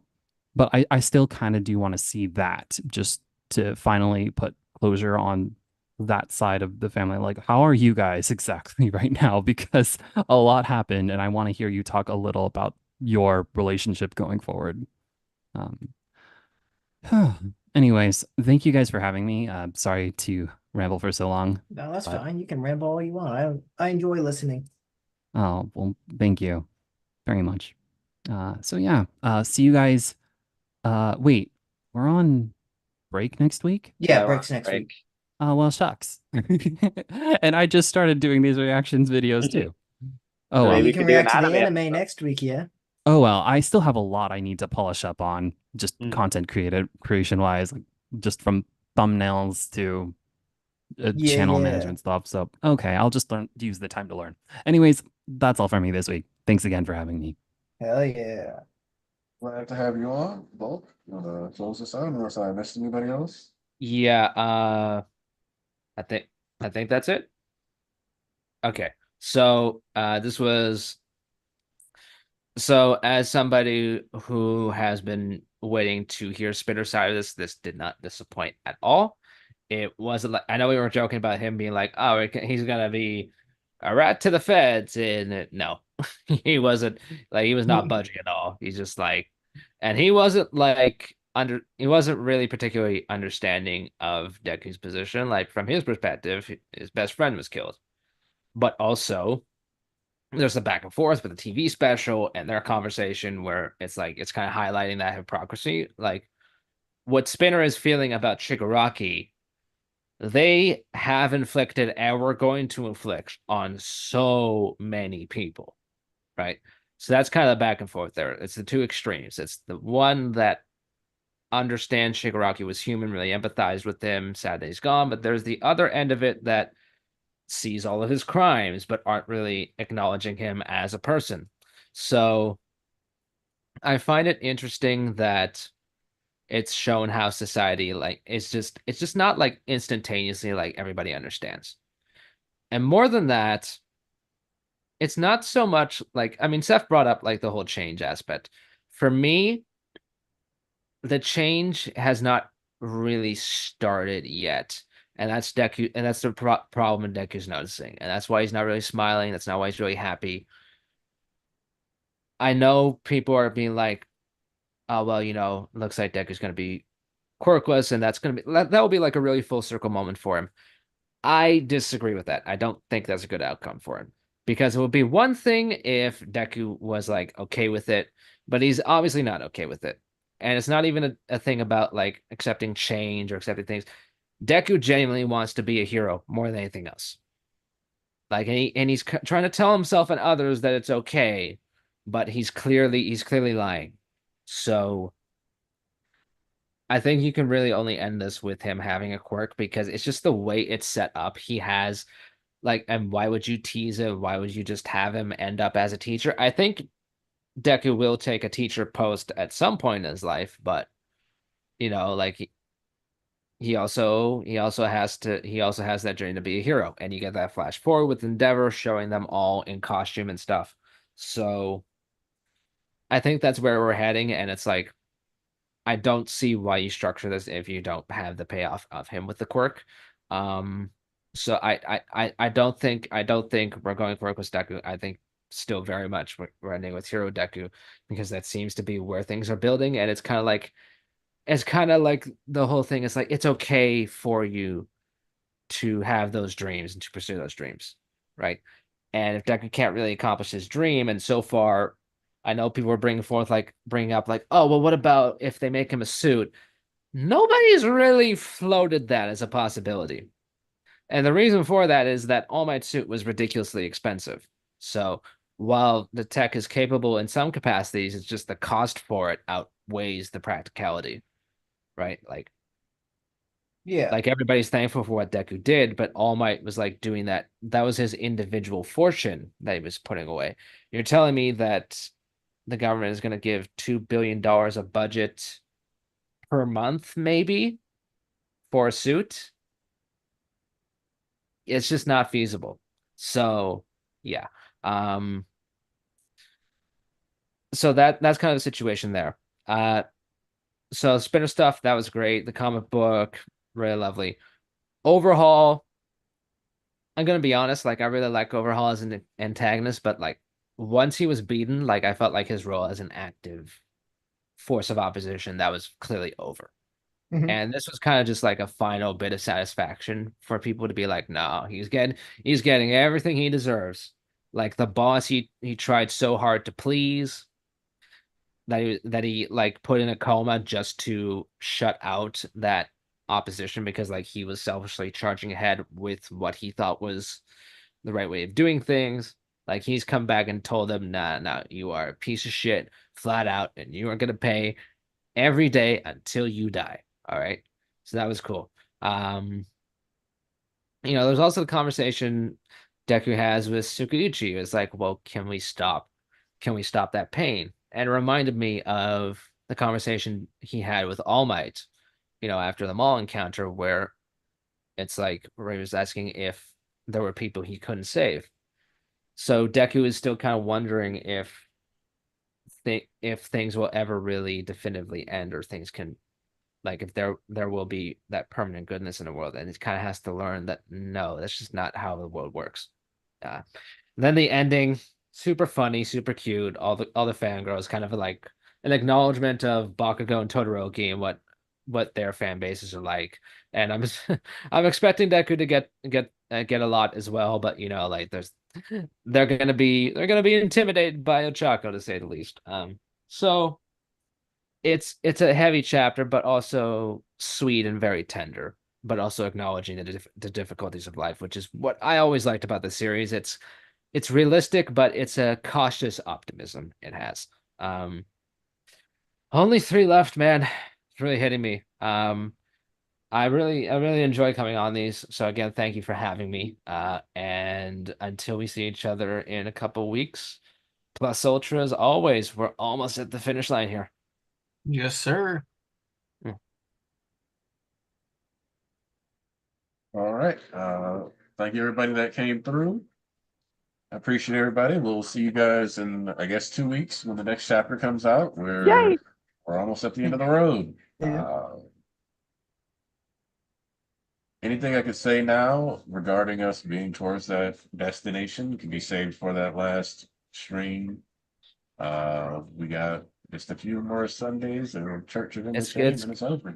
It's bittersweet, but it's time. And like I get the sense that Horikoshi is not fully done either. I think he's gonna go back for a sequel or follow up at some point. I could see like one-off volumes here and there, just snippet stories. I don't think he's gonna try to do another weekly series. And I wouldn't blame I'd him be for not okay doing with a that. series of one-shots.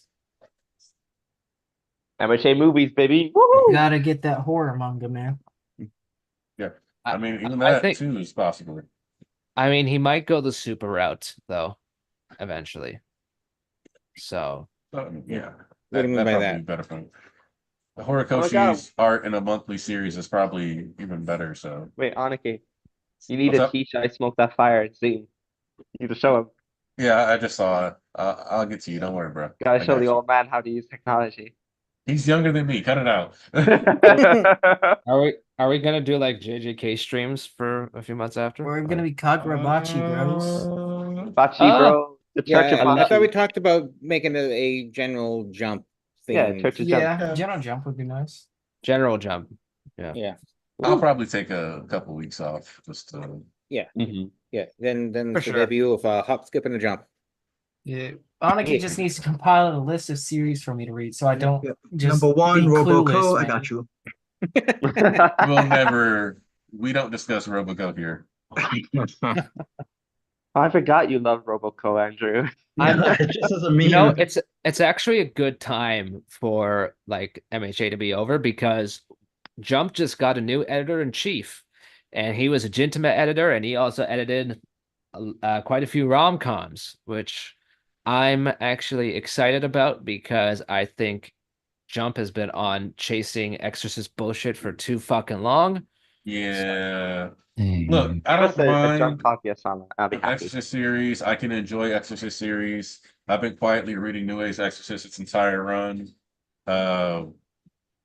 But we don't need to drop an Exorcist series every single batch, hoping for another JJK. Or Demon Please Slayer. expand. Yeah, I will I- say I have been enjoying Ultimate Exorcist Kiyoshi just because it's more of a comedic series than it is like a serious trying to follow JJK. And I think it being more comedy helps it stand out more. I do want Kubo to come back with Jump is in a state Dude. where like it needs that variety again because like it's like before you had like a kind of a mix of action and drama stuff and romance. Like I'm gonna tell you this right now, City Hunter, something like City Hunter. I know that's action too, but like something like City Hunter, I don't think would fly No, I in the would not. current magazine. So it's like I just need them to divvy it up again. It's like it has been getting a little stale. Like I love Undead Unluck. I love Sakamoto Days. I love that stuff. Akane Banashi, but we still need more because there's like a third of the magazine that's just like Exorcist shit, and I'm like, we need to free some of that up. All right. The real question is what are they gonna do once One Piece ends? That I'm gonna be honest. I've been speculating for a while that Weekly Shonen Jump will kind of become something of a boutique after that. And you're probably gonna see more and more on the side of Jump Plus and other online publications. Mm. I just think that's the direction we're going. But yeah. Thank you guys for being here. And we can talk more about our theories about the magazine. I think maybe the first Sunday of September might be when we pivot. Yeah. Gives people time to catch up on different series or maybe iron out. Yeah, what we gotta put series a we'd list like up, to- man. That'd be good. Well, you guys' opinions are going to be important too, obviously, if you're going to pop in and have these conversations. So, sitting there, maybe discussing what series we do read. Obviously, as a One Piece reader, I would not mind talking about One Piece on Sundays. Yeah. I'll catch I up also to all know- 1,000 chapters. If that's what what I was gotta saying, do. but I also 1100. realized that is a 1100. tall ask, and so I'm We not just got necessarily about to be like, "Hey guys, get ready to get caught up on the One Piece." we just got the official bus size for Robin and I mean- Ahmed. So there we Oh, go. that's true. I love talking about One Piece because it's just like any joke flies. Like you can slander it, you can talk about the actual really good parts, you can ridicule Sanji's weird attitude towards women. You can do so much stuff. It's great. So anyway, I gotta walk my dog. So Yep, see ya. see you We're guys. out of here. I'm gonna go ahead and close the meeting right away, guys, just because I want to make sure everything's all right over there. Appreciate everybody who came through. We'll discuss this more as we get towards the end of the